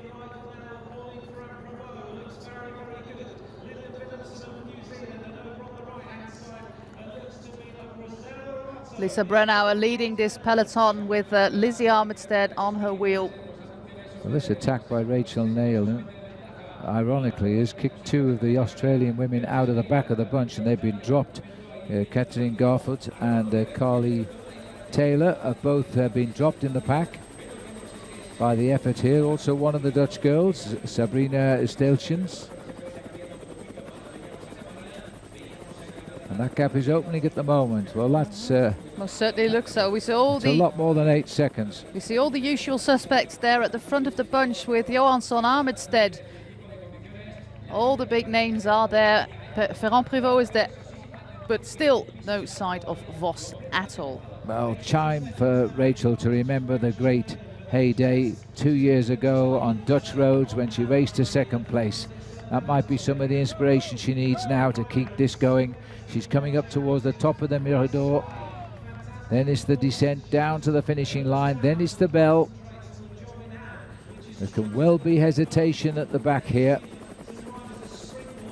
There certainly is at the moment. And there's an attack gone. It's gone from Italy. It at looks 25 like seconds. Is it Rossella Ratto? Your guess, I'm sure, will be better than mine, Jose. Well, we know that it is Lizzie Armitstead on her wheel. Emma Johansson is there in 4th position, and also for the Dutch. Can't see her for now. Unfortunately, our picture's frozen there, so we'll go back to the action here inside 5 kilometres to the end of the circuit and then out onto the final lap. This hurts, but she's got to keep the pressure on. Nearly over the top here, keep going. And I reckon those two gentlemen shouted to her in English the way she reacted. Well, you can almost see lactic acid coming out of her ear. She is hurting badly here. Marianne Vos is there. Marianne Vos is there with Bronzini, with Ratto. Lichtenberg, Vos, Johansson. All the riders, and Shelley Olds. Shelley Olds is a very dangerous rider to take to the line. For Team USA. Also. And now we have a little group here. Elisa Longo-Borghini, Lisa Brennauer, Ferrand Prevot, Tiff Cromwell, Molman, they're all there. Ellen van Dijk, Linda Willemsen, who's just giving a very solid impression here. She's been at the front of the group the entire day, keeping herself out of trouble and looking pretty much very relaxed. Linda Willemsen almost won the Flèche Wallonne this year, but the Mur de Huy was a little bit too steep for her. And in the end, it was the very young French rider, Ferrand Prevot, taking it. Well, that was a decisive move. Some 15 riders left in the front here to chase down, and that's helped project the stars to the front here. Now, there is a British girl in this group with no transponder on, and I'm not too sure, but I think it's Anna Christian. I think the Brits don't have many other riders left. Hannah Barnes was up there a little bit earlier. Might be a couple more will regain on the chase down. Looks to me like Willems are tagged in that little chase group of 3. Well, the roads are dry on this section of the course. And it's okay at the finish. We're sitting in the dry as well, but I think they'll return to the rain for the last lap.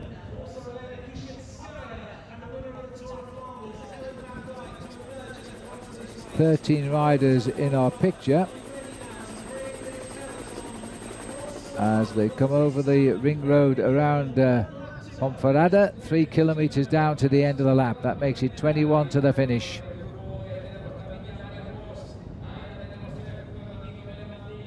Marianne Vos, Emma Johansson.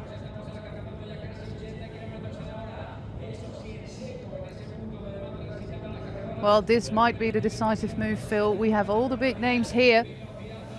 The Dutch have 3, the Italians have a few. Lizzie Armitstead is there, Ferrand Prevot, Johansson, Brennauer.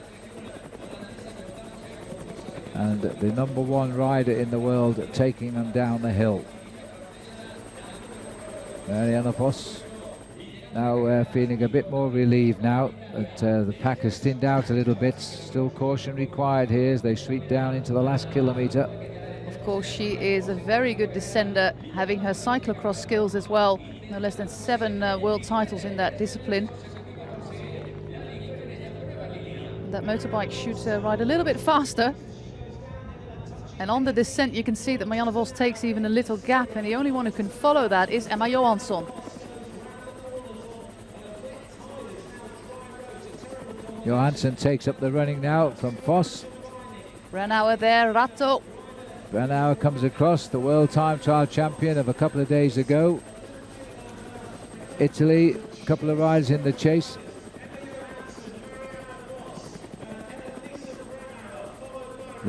These 17 riders are now beginning to put about 15 seconds into a chase group, so it still could get a little bit bigger yet. There's Ellen van Dijk, Linda Willemsen, I think it's Chantal Blaak. And a hesitation and an immediate push. Ellen van Dijk coming to the front with Linda Willemsen trying to follow. Who else could it be? And I think they're chasing Trixie Warwick here, aren't they? No. No, it's not. Just sort of look up. There's that pack behind trying to get back on turns. This must be Lichtenberg. This is Claudia Lichtenberg. Okay. Look at Shelley Olds being all comfortable there on her bright fluo LH Cipollini bike. It is Chantal Blaak in this group, Tiff Cromwell on her wheel. Swinging into the straight, it'll be the bell this time. That'll send the adrenaline running. There's a big pack trying to get back with them, but the gap is here, and these riders shouldn't really hold down now. Ellen van Dijk launches another move. This is Chantal Blaak attacking the field. the winner of the road race in Ponferrada, which was one of the most attacking races I've ever seen in my life. She's followed by Ratto. Tell you what, as the bell rings, somebody opened the door to allow this break, a little gap.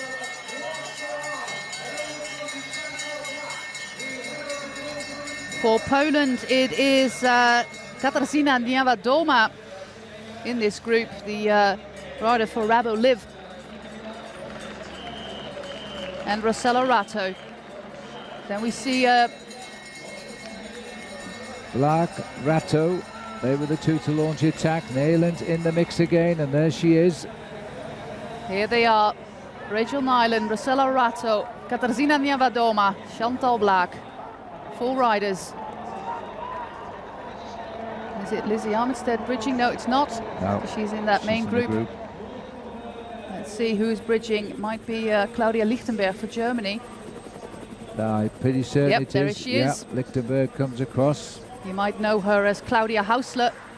She recently got married this year. And the Polish woman in that break, Katarzyna Niewiadoma, she was involved in the accident. Very young rider, very promising young climber. They sure scout them well at the Dutch team. Well, the pressure is really on now as they came around and past that hotel again, heading out towards the last approach towards Confederación. Chantal Blaak piling the pressure on here. It's going to be a fight to the death on the climb going up this time, that's for sure. Lichtenberg is the German who just tagged on the back. Only Niewiadoma here in second place. Only 90 years young, the Polish rider, very promising young star, scouted by Rabobank Liv. Rosella Ratto, of course, she won the stage to Bedford in the Friends Life Women's Tour in pouring, absolutely appalling weather. And she did well, keeping off the chasing peloton there. That might be the situation when they get back out on the climb here.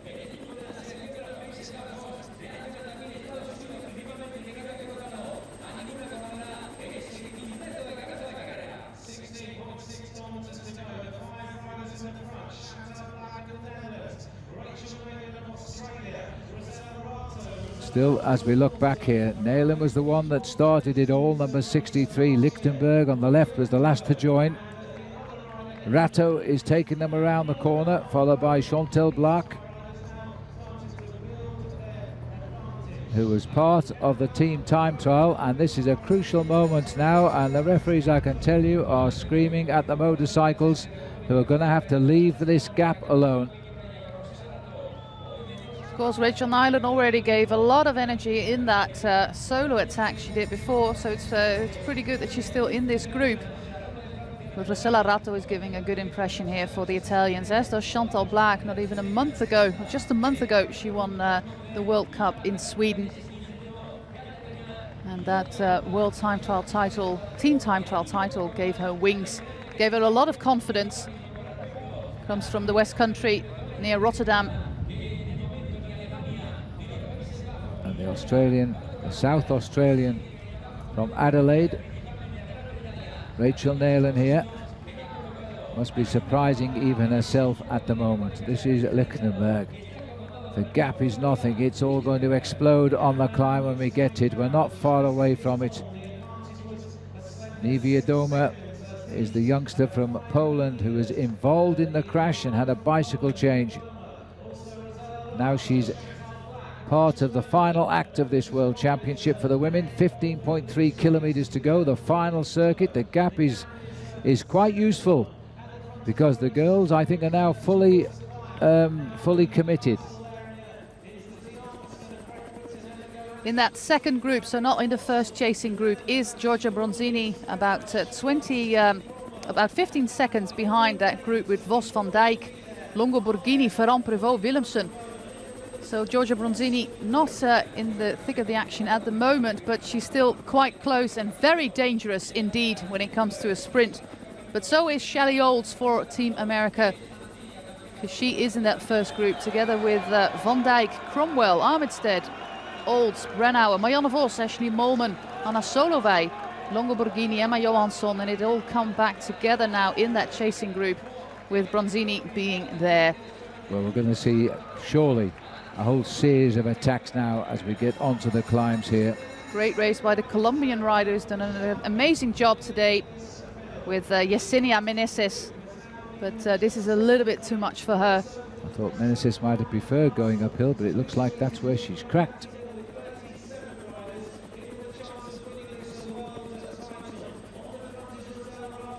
Some very, very nervous women here who will believe they can win this race now over the next 14 kilometers. Well, the Italians are not racing this gap at all, so it has to come down to another team. Do the Dutch trust Chantal Blaak when it comes down to a sprint? She won the sprint of 3 in Vergade, beating Amy Pieters and Roxanne Kneteman. Dutch podium there in Sweden, so she can sprint. Here's Evelyn Stevens in that group. Julie Lett doing a great race for Denmark. Now once we get on to the serious part of this climb, there's going to be a huge acceleration. Evelyn Stevens now at the back of the group here.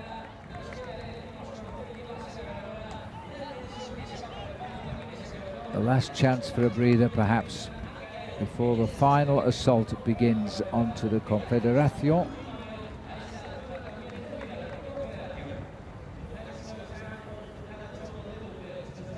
So we have about 36 minus 3, 33 riders in this group.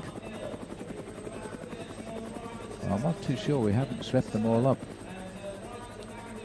Our cameras went to the back there, and I've got a feeling we're looking at the whole race here. And now we have a discussion between the Germans. Yeah. What are we going to do? Lizzie Armitstead there. Now, for the first time, we get a real feeling of this climb here. 10% at this point. Marianne Vos is there with Ellen van Dijk on her wheel. Michael Polspoel for Belgium. Ayuko Hagiwara.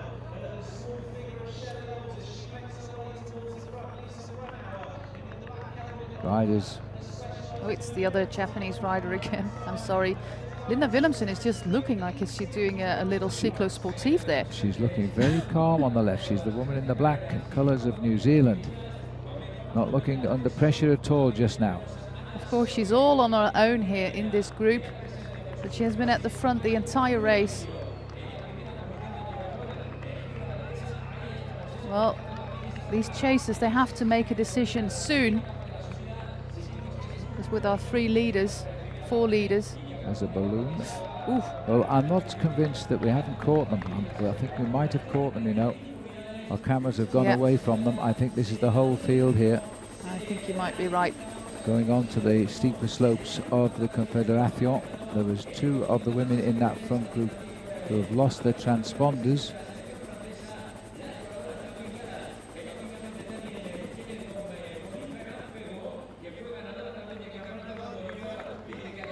Here's Lauren Hall, also a former world champion here. Yeah, Gudetso wants some service in the back of the race here, got a problem. And Bronzini. Yeah. Both world champions. Gudetso won some stages in France recently for Ale Cipollini. Giorgia Bronzini, she's won the title twice. She's been in at the kill a few times in a world championship. Number 1 has slipped towards the rear of the pack at the moment. Her teammates have gone back with her. Here's Marianne Vos,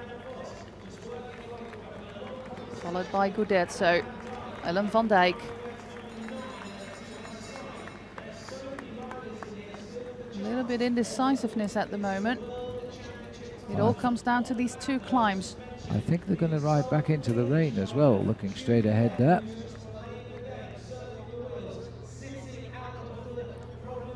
France has put themselves up here on the front at the moment.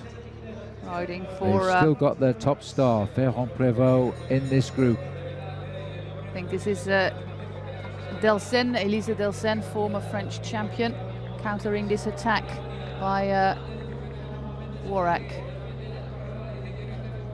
The veteran knows what it's like to stand on the podiums of the world, now trying to drag them out and weaken the field again. As the field accelerates to try and catch it, it really does string out. There's a lot of women back there are finding it very difficult to answer the calls now, the attacks. Trixie Warrack leads it, followed by Vos. 12.4 kilometers to go. They've come together, but there's a few girls now breathing rather heavily back there.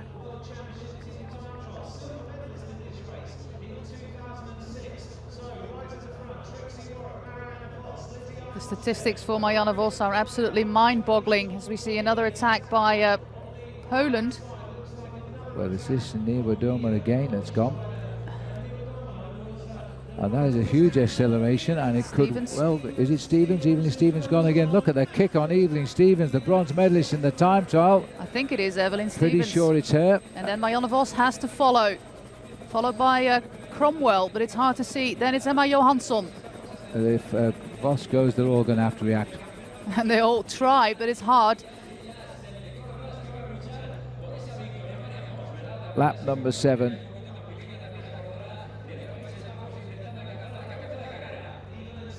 Stevens pushes on here. Vos has got into a slipstream now. The rest are trying to get across as best they can. Armistead not in that front group yet. Well, if we had any doubts about Marianne Vos, if you saw her close that gap, Phil, there is no doubt about her at all. It looks as though we've actually got Armistead right there in third wheel. She's got across the gap. There she is. For Italy, it's Longoborghini, Elisa Longoborghini. And also Tiffany Cromwell. Those are the first 5 in this group. Emma Johansson is a little bit further back. Same goes for Ferrand-Prévot. The real favourites now have come right to the front to fight out the closing kilometres on this race. It's the French woman we also want to see here now. There is Johansson, there's Ferrand-Prévot. All the riders that we expected to be there are there. Ashley Moorman a little bit further back here. And Anita Sanchez doing all that she can to keep with this group, but the pace is stalled here. Little surge on the right-hand side as all of the fancied riders mark one another here. Powers looking around at the front. Armistead was ready when Vos crossed the gap. She went with her. But they've come back together again, and this is Rachel Nayland nearest camera. The other Australian girl there is Tiff Cromwell. They've got a split in the field. They really should try and push this one home now. Well, they're trying to come back, that chasing group that they kind of dropped when the attacks happened with Evelyn Stevens. But the pace is stalling a little bit there at the front, so the others are coming back here. Nayland in the white. Shelley Ault is giving a mighty good impression there on her fluorescent yellow bike. Chantal Blaak leading this. A real danger, I think, now, Linda Willemser in the black. She looks to be the most relaxed rider in that group, as this group, concertina's together again. She has one chance to attack on that last climb and then do an all or nothing descent into town. Attack from Germany. Somebody's going to do it before we even get there now. That's caused the kicker from the far side of the road, and also Armistead going with it. Must be Warrack again. And it is.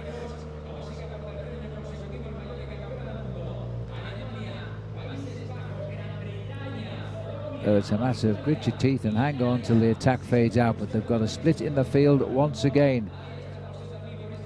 I think Rachel Nayland is the Australian girl who's got into the split at the moment. And also Armistead.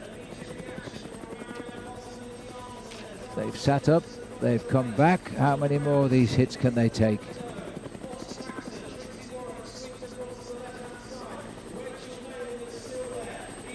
Warwick slips back into the pack. This throw continues up for a little while yet, still leaves more room for a possibility. Solovay is the Ukrainian girl. There we have Emma Johansson as the rain starts to fall again. Back into the same zone. Every time these races split, they're catching the French woman at the back of the race here. Well, Ferrand Prévot can do a killer descent into town. Maybe that's what she's gambling on, if she can hold them all together. Gudetzo going to the front there. Tatiana Gudetzo, Anita Sanchez here. There is Ferrand Prévot. And the rider from Brazil who on our GPS is Mohamed from Morocco is actually Flavia Oliveira. On loan. And the Colombian champion Guluma is also still there. Trixie Worrack all the way at the back, trying actually paying the bill for all her attacking at the moment.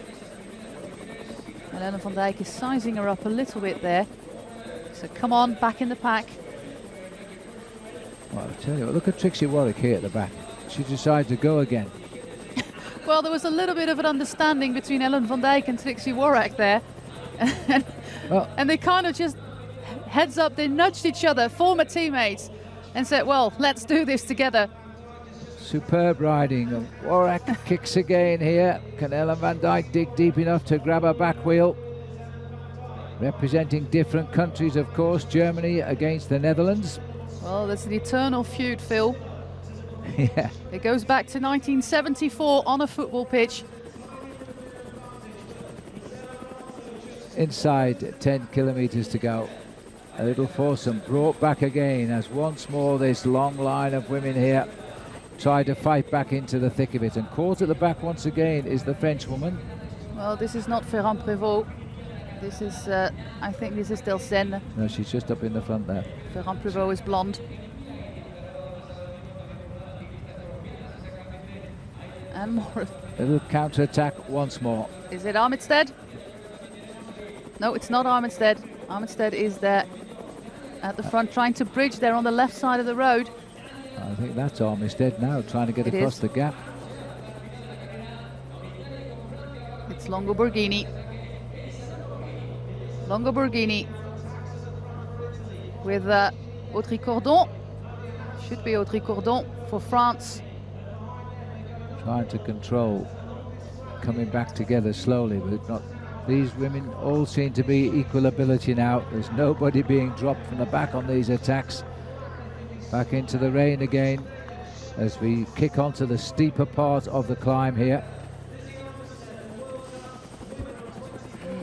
This is where the rain hit them last time. They're going to have the same old descent on the wet. Australia, followed by Vos.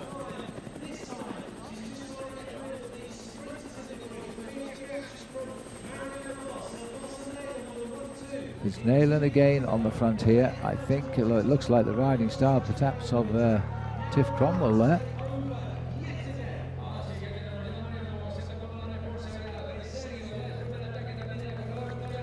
It's Lisa Brenner in second position. And I think she can be in for a double today, though she has already done a lot of work. A double title, of course. But all the doubts we had before about Marianne Vos, well, I think she's proven that she is all right here. And she said you can always have a bad day, of course, referring to the fact that she got dropped in the team time trial. And she has withdrawn from races recently, but she's up here in the midst of the action.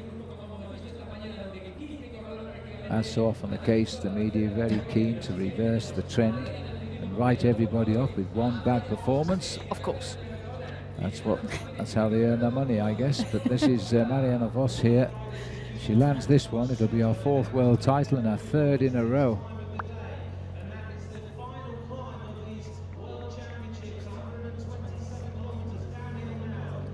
The only other person to do that was Jenny Longo, the dominating French woman, if that's to be the way it is.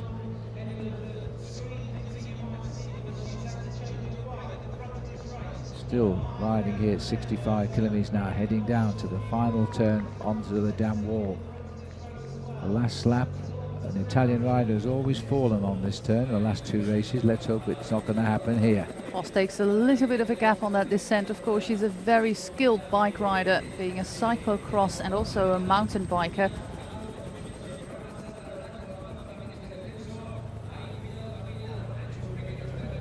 She's safely around and kicks out to make the rest chase her.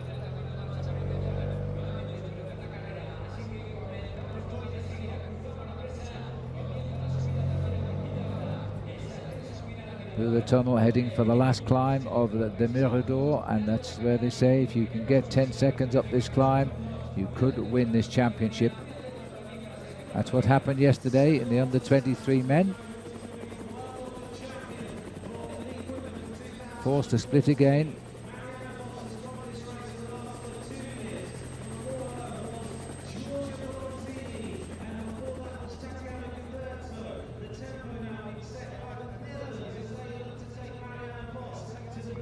Well, this is incredible. This is a fine piece of riding now to try and keep this permanently split before the finish. Have they got rid of the sprinters into that second bunch? Is Shelley Olds still there? Is Giorgia Bronzini still there? I think Bronzini is not, but I'm not so sure about Shelley Olds because she is there. She's there in fifth position. Now, I don't see Bronzini. Bronzini is there. Two Italians down there, though. Bronzini is with a black and blue helmet today, not wearing a Wiggle Honda helmet. But Shelley Olds is there in fifth position. Wow. Well, she's nearly up the climb here, and then it will be a very different ball game for number 20.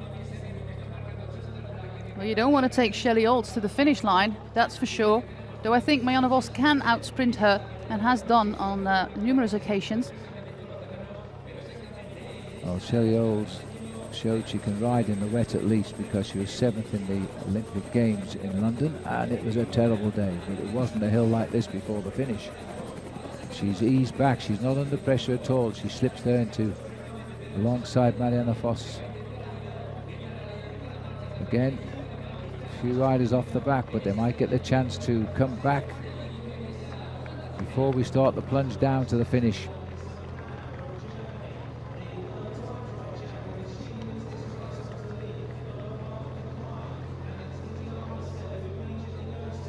Still the pressure on the front with Lisa Brannauer.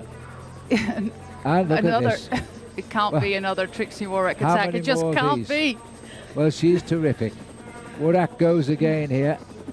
She led at the top of the climb last time. This time, though, the legs were hurting and Armistead was ready. Vos is still there too.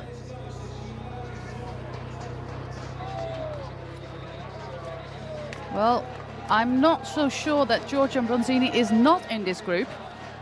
We'll have to take a little closer look here. But Trixie Worrack just gritting her teeth there, with Evelyn Stevens doing exactly the same thing. Then Marianne Vos, Lizzie Armistead, Lisa Brennauer. Stevens knows she has a real chance of a medal if she gets up the top of this hill. I think that Bronzini is actually here.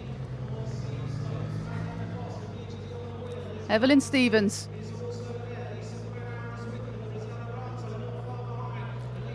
It's in Ratto for Italy. It's Longo Borghini for Italy.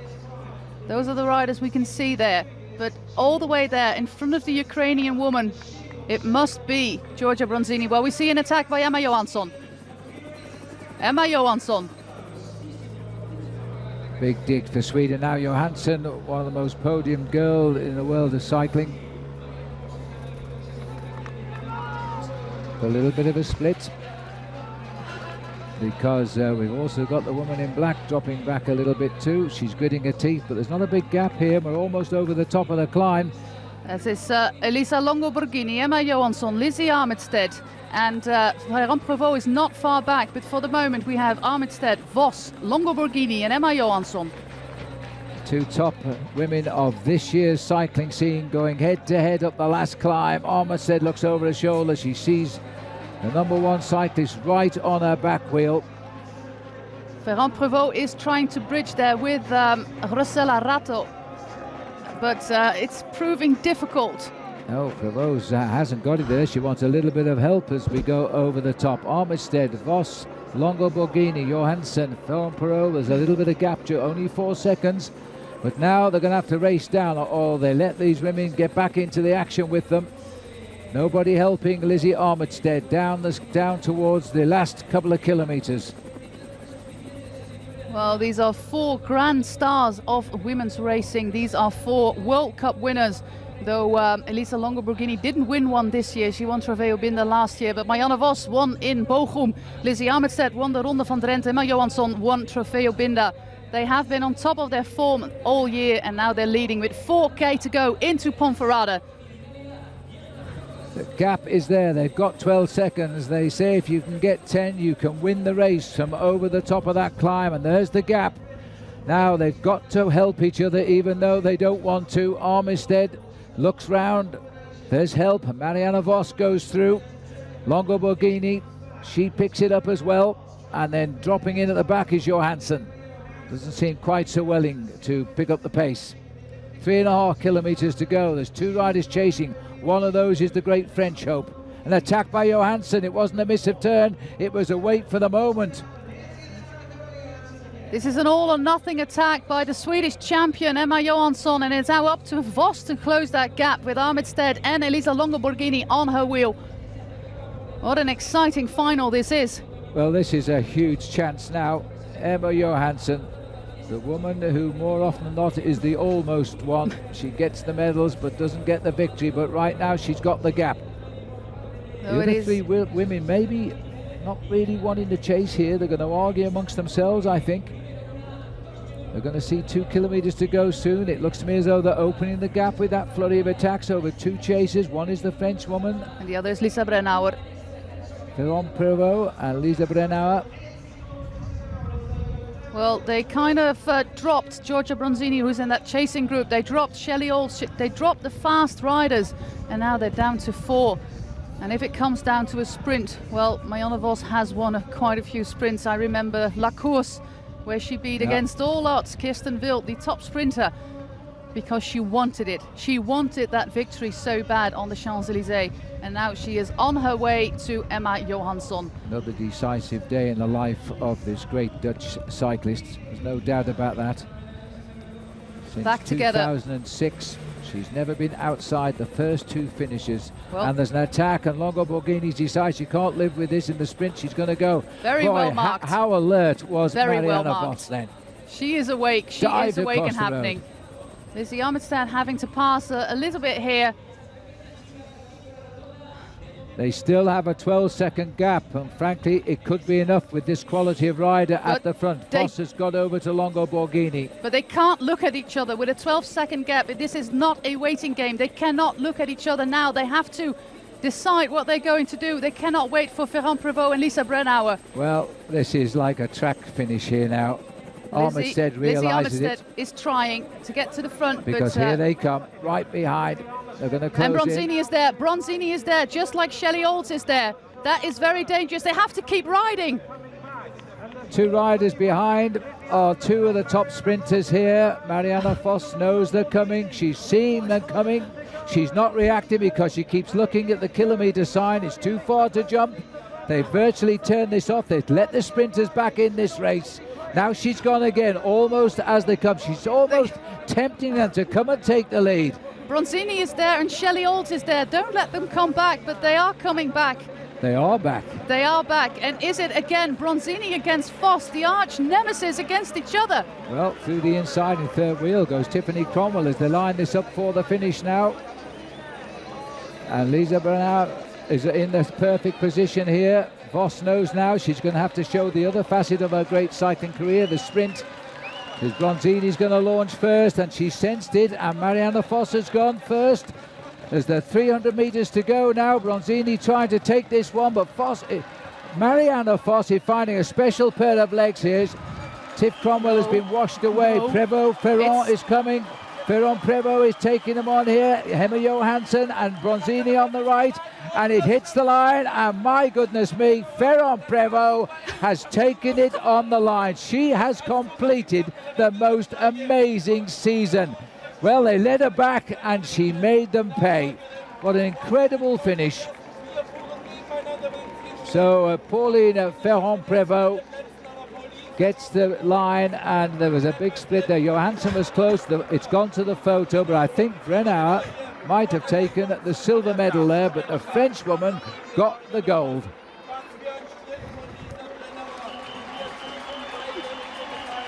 Well, that's what happens all the favourites slipped away. They watched each other.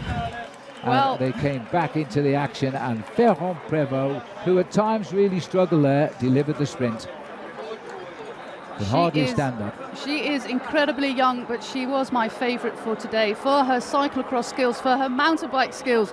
But I forgot to add her sprint skills. Marianne Vos was completely cooked there. And Pauline Ferrand-Prévot seems to be out of this world, and now she realises she is the world champion. Pauline Ferrand-Prévot, champion du monde, you are the world champion. She won the Flèche Wallonne at the start of the year. She won the Road Race Championship of France. The third time she won the Time Trial Championship. She was second in the Tour of Italy. Earlier on, she won the National Cross Country Championship. She won the National Cyclocross Championship, mountain bike and off-road road bike, and now the World Championship. The title is staying in the same team, but it's not Marianne Vos, it's Pauline Ferrand-Prévot, the new star, the new Marianne Vos, as I called her before, and Marianne Vos gave up here. And it was a very weird move, and I want to know why they were waiting. Why were they waiting for that chasing group? They were all the stars together, and they knew the first one to move would lose anyway. And that's what happens at this level of cycling. Bronzini on the right, for a moment, looked as though she was going to pull off her third world title. But the line came just a little bit too late. Look from how far. It is actually a lead out done by her teammate Marianne Vos. And she takes the inside of the road there. Ferrand-Prévot for France. She was very lucky to get through that gap, but she did it well. Tiff Cromwell fading away. This is a lead out by Marianne Vos for Ferrand-Prévot. Vos saw her attack of Bronzini and just opened up, and it was far too far from the line to keep it going. Lizzie Armistead on the right, who had a great chance of a medal, but between the four of them, they threw the medals away on the line in the last kilometre.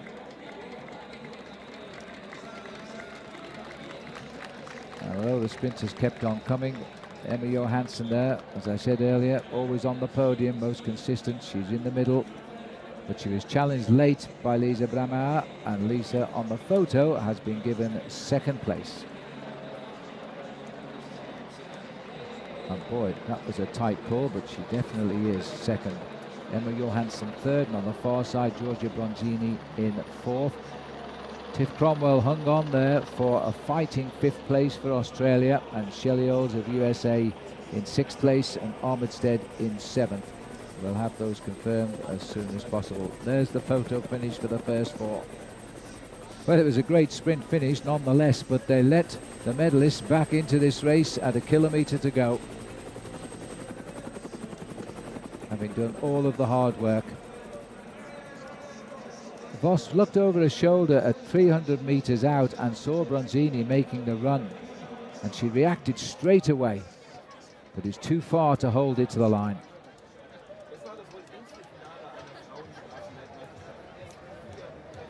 Still, there's no doubt that the winner, Pauline Ferrand-Prévot, is a very worthy winner today. She's been one of the women of the year in cycling, not just in French cycling. It's been an absolute breakthrough year for Ferrand-Prévot. Yeah, it has. 4 national titles, winning her first World Cup, and also winning World Cups in mountain biking. Do not forget that. So return to the podiums and a gold medal. She was the World Junior Road Race champion 4 years ago, and she picked up a clutch of silver medals at the Junior Championships as well.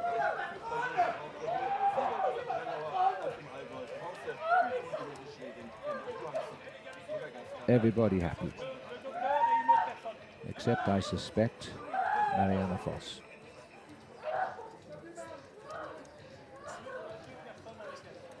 And what a day, what a week it's been for Lisa Bramauer, the German cyclist as well. Marries up her gold with a silver in the road race. Well, she almost got that double in the end. She did. Here we are, let's have a look at the confirmation. The French woman gets it ahead of Lisa Bramauer. She's got 2 medals here now. Emma Johansson gets the bronze for Sweden.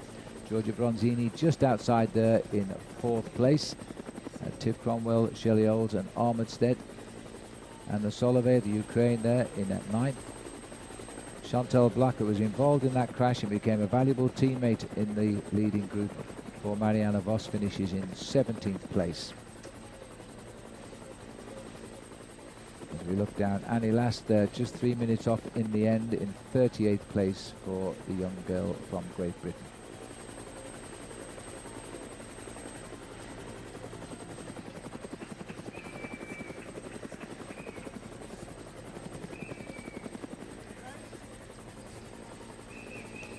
So as we spin around, I'm pretty sure that Pauline Ferrand-Prévot, in fact I'm certain, speaks some English, so well, she has been improving on it. Yeah. When she came to Rabobank Live, she spoke absolutely no English at all, and she has the most charming of accents, so looking forward to this little interview here.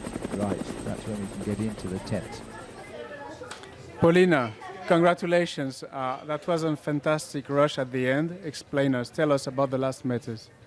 I was not stronger today, but I was not with the first four on the top of the climb, but we came back 1K to go. And I sprinted, and I didn't know I win first, and now just fantastic. That was a very difficult race with a lot of crashes, one big crash at the beginning and then the rain. Was it a difficult race? Yeah, but I had the best team ever, and the girl really helped me all the race to put me on the front, and I didn't crash today. And a big thank you to my teammates. It was really a great race for us. You had a very good season this year. That's a great conclusion for you. Yeah, I didn't expect to be in the front today. I crashed on Sunday, and I felt really bad this week. So.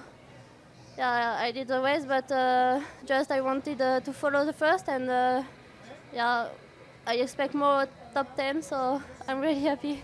This is the last question for the French audience, so you can answer in French. You're bringing the first medal for France. That's fantastic. Ouais, c'est clair. En français? Ouais, voilà, encore une fois, remercier toute l'équipe de France, le staff, vraiment tout le monde. C'est un magnifique jour pour moi, et je suis vraiment super contente de ramener cette première médaille à la France. Thank you very much. Merci beaucoup. Yes, well done. Completing an amazing season. I guess she's also the French champion of the cyclocross, and no doubt she'll be riding that in the next month or two. So to confirm the result then, as we look here at the highlights of an amazing day of racing, but I'm sure we'll show you the crash that happened on the second lap if you missed it on our coverage, which we gave you from start to finish today. This was a spectacular crash. One rider fell, and then they just went down all over the road. They were just picking up speeds there. That crash probably occurred at around 65, 70 kilometers an hour. And a complete mess. A number of girls have gone to hospital. We've no notes on their condition. I suspect broken bones. Well, on a few occasions, absolutely. And it, funnily enough, Vos was delayed, and I believe did stop, but she came back. The women voluntarily neutralized the race at the front. They didn't push on. They waited to see how many would return on the next lap. And although some of these women look very stunned, in fact, they did return to the field and completed the course. That was on the second lap, and there was really a general neutralization for another lap and a half before the women started to pick up the action again. The Italians look to be getting themselves in control. All of the team, even the ones involved in the crash, rejoined the race at the front. Then as the bell rang, there was only a handful of riders left in the action. First of all, it looked as though Rachel Nayland had formed a group at the front that was going to decide the day, but as the climb started for the last time, they were all swept up. The leaders, 4 got away. They waited and hesitated. The rest came up, and the result is history now. Pauline Ferrand-Prévot, who didn't have a good day. We often saw her at the back of the lead group in trouble, but she persevered and suffered, and she got up for the sprint, and she won. You never take a sprinter to the line, no matter how tired that sprinter is. Lisa Brenner of Germany third, Emma Johansson of France, second, Emma Johansson of France was fourth. As we get a nice view of this beautiful castle. It's been not modernized, they just built inside the castle grounds, this conference center here, museum. of this 12th century building. In fact, it's in here tonight where the UCI will hold their closing banquet. Let's go down now for the prize presentation.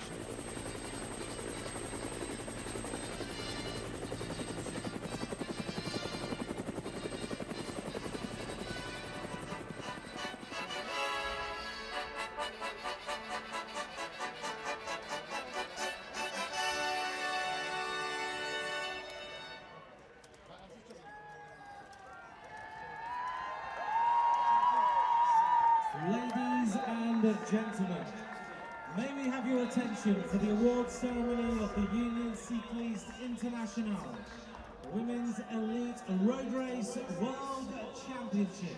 Señoras y señores, rogamos su atención para la ceremonia protocolaria de la Unión Ciclista Internacional en esta prueba del Campeonato del Mundo en línea élite femenina. In third place, and the winner of the bronze medal, Emma Johansson from Sweden. So for the second time in her career, Emma Johansson steps up to take the bronze medal. The last time was in Geelong in Australia. And she did well to hold on in the sprint there because she was one of the 4 riders that were caught at the kilometre point. And continuing the success of the Scandinavian countries here this week. Denmark, Norway, and Sweden, all taking medals.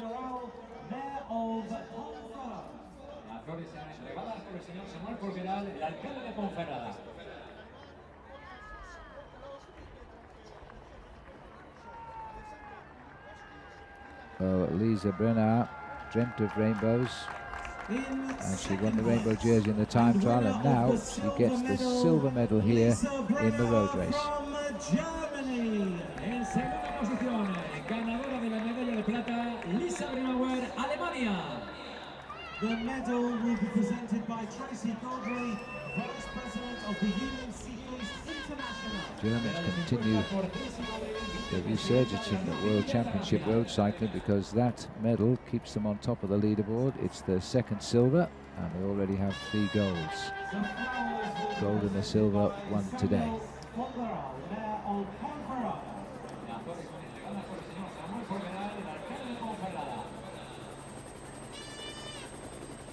Well, the team will be pretty pleased. They just signed a new contract with the world champion, keeping the title, keeping the rainbow jersey on the team.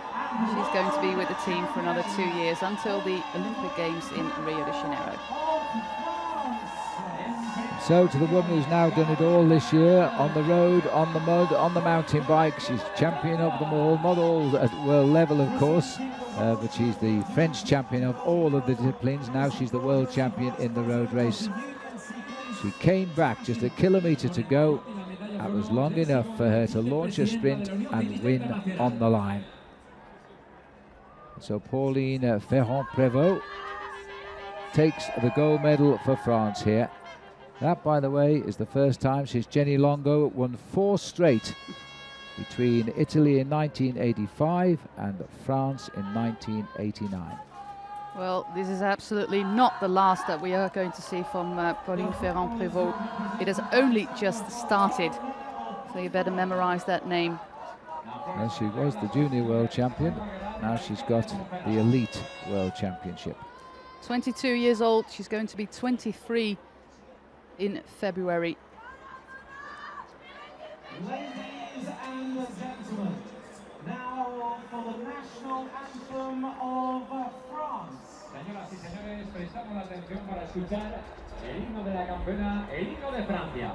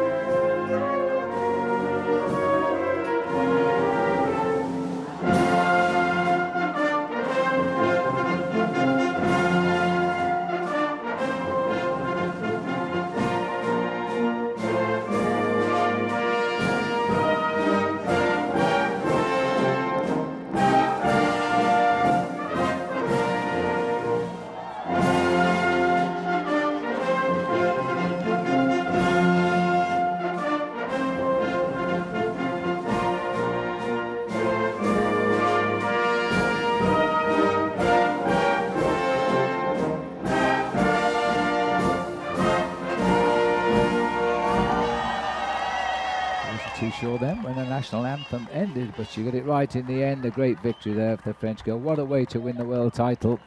Left behind on the last climb, catch up at the last kilometre and steal it from under the nose of the best women cyclists in the world. Pauline Ferrand-Prévot, the champion, Lisa Brennauer, the silver medal, and Emma Johansson taking bronze for a second time. Well, we're 7 days down now here in Ponferrada at the World Road Cycling Championships. Tomorrow we go into the 8th and final day, and as always we conclude with the leading professional riders in the world. Over this same course they will cover 14 laps, 254.8 kilometres. And if all our plans go according to plan, we should have alongside us in the commentary box none other than Marianne Vos as well as Jose, and we're going to go through a few Twitter questions with you. But that, we hope, will all come to fruition tomorrow. Until tomorrow, from Jose Ben and me, Phil Liggett, it's goodbye from Ponferrada. We'll see you tomorrow. From Sweden, the silver medalist Lisa Brennauer from Germany, and the new world champion from France, Pauline Ferrand-Prévot. Saludamos, por supuesto, con nuestro cariño a Emma Johansson, medalla de bronce, la ciclista de Suecia, Lisa Brennauer de Alemania, Pauline Ferrand-Prévot, nueva campeona del mundo para Francia. Ese fuerte aplauso para ella.